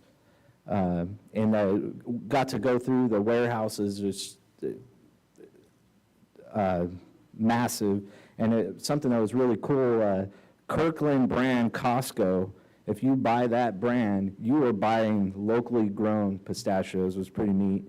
I want to congratulate Amanda tonight with Hersheysheimer Donut Factory. I remember as a kid getting out of church at the Port Naz, and it was, it was like getting lunch money for my parents to go there and get a chocolate milk and a donut. Really neat, and glad to see her get that award tonight. And I'll leave it at that. Thank you all, and great job on bringing forth the definitions and all the different opinions, I guess we could say for now, on how to deal with camping ordinance. I really appreciate you and staff bringing that forward. Thank you. Thank you. Vice Mayor. So I missed the last council meeting. I just wanted to acknowledge the mayor and the other council members.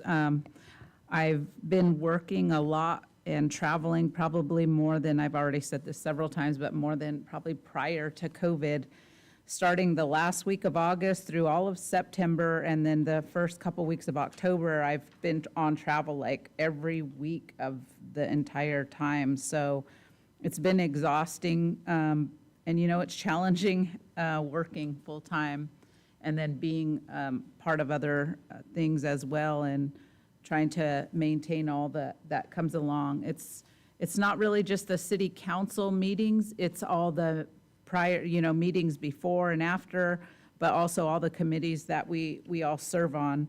So I just wanted to apologize to my other council members that I wasn't able to be here at the last council meeting, because I feel like I always miss a lot when I'm gone.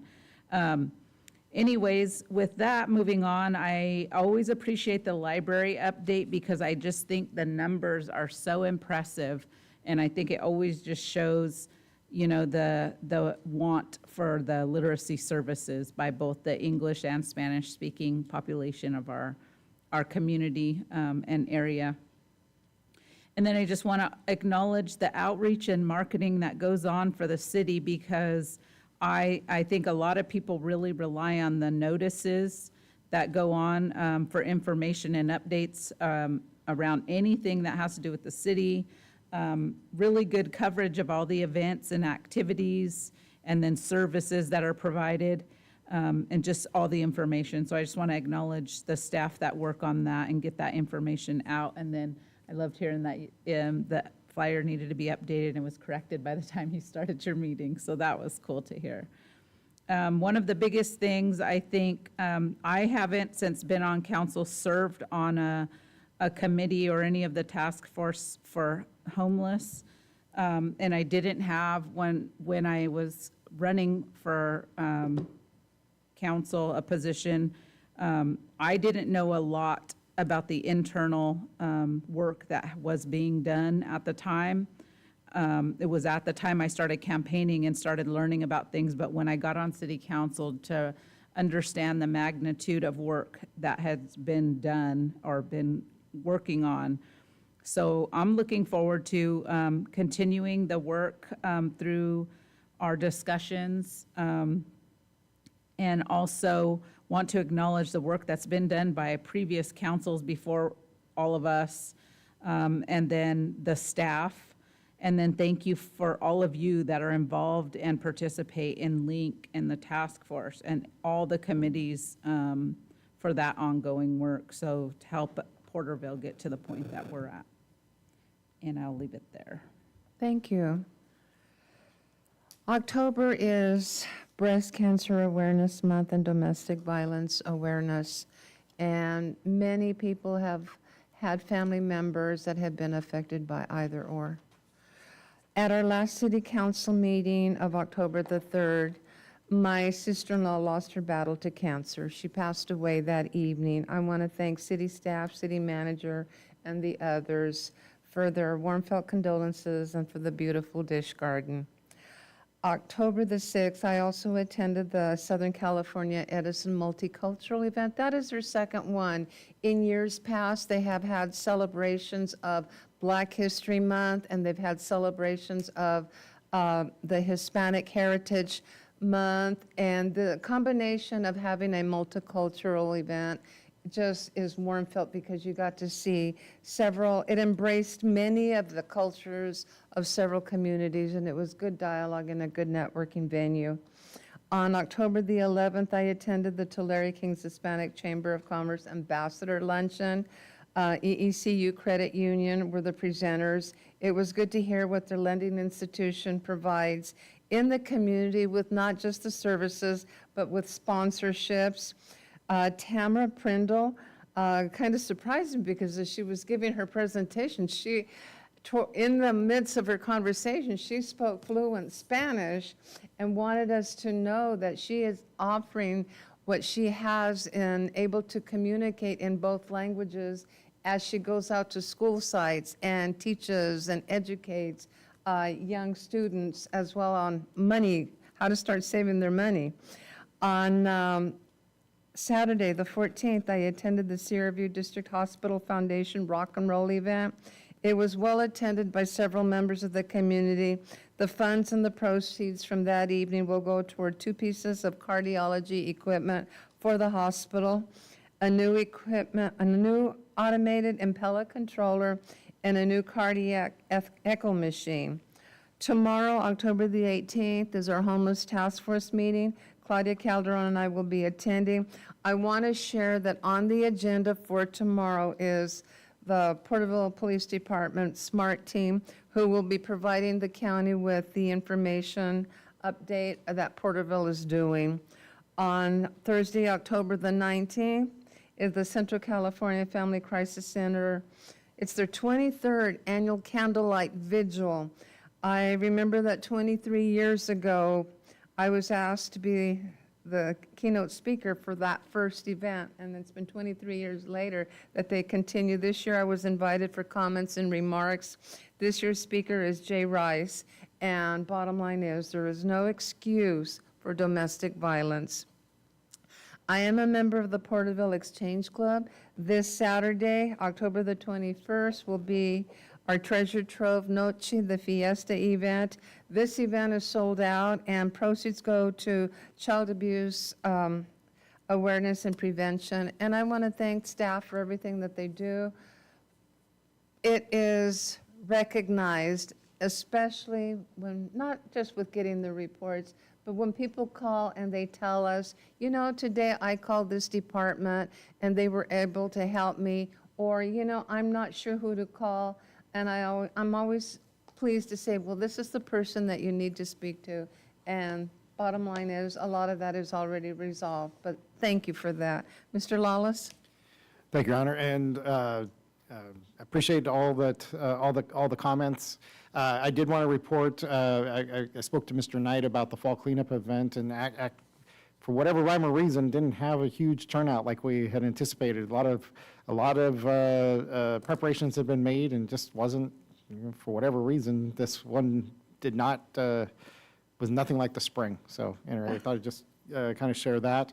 To highlight the Halloween, I know that the Parks and Leisure Services is doing their decorating contest, so I know that information came out and on that. And then also, I shared this with the council, but we have the fall employee luncheon coming up. That's next Thursday, our harvest, I guess, it's a harvest theme this year, so wear your flannel, apparently. And then, yeah, good old-fashioned harvest luncheon. So, and appreciate Amanda's comments. It was certainly unnecessary, but appreciate what a champion she is. And is the mayor, is it the chocolate bar is your favorite? Yeah. Okay. Cool. It also gives me an opportunity to say thank you to, it was Boss's Day yesterday, and on behalf of myself and the employees, thank you to the city council for their direction and support. Thank you very much. All right. It is 9. Oh, would you One like quick to say? thing, I just would hate to be remiss to not invite everybody to the Porterville Police Department's trunk or treat. Oh! So I see Captain Manus in the back, so I want to make sure that we got that Are there gonna be out there for the donuts? community. Okay. All right. It is 9:55. Meeting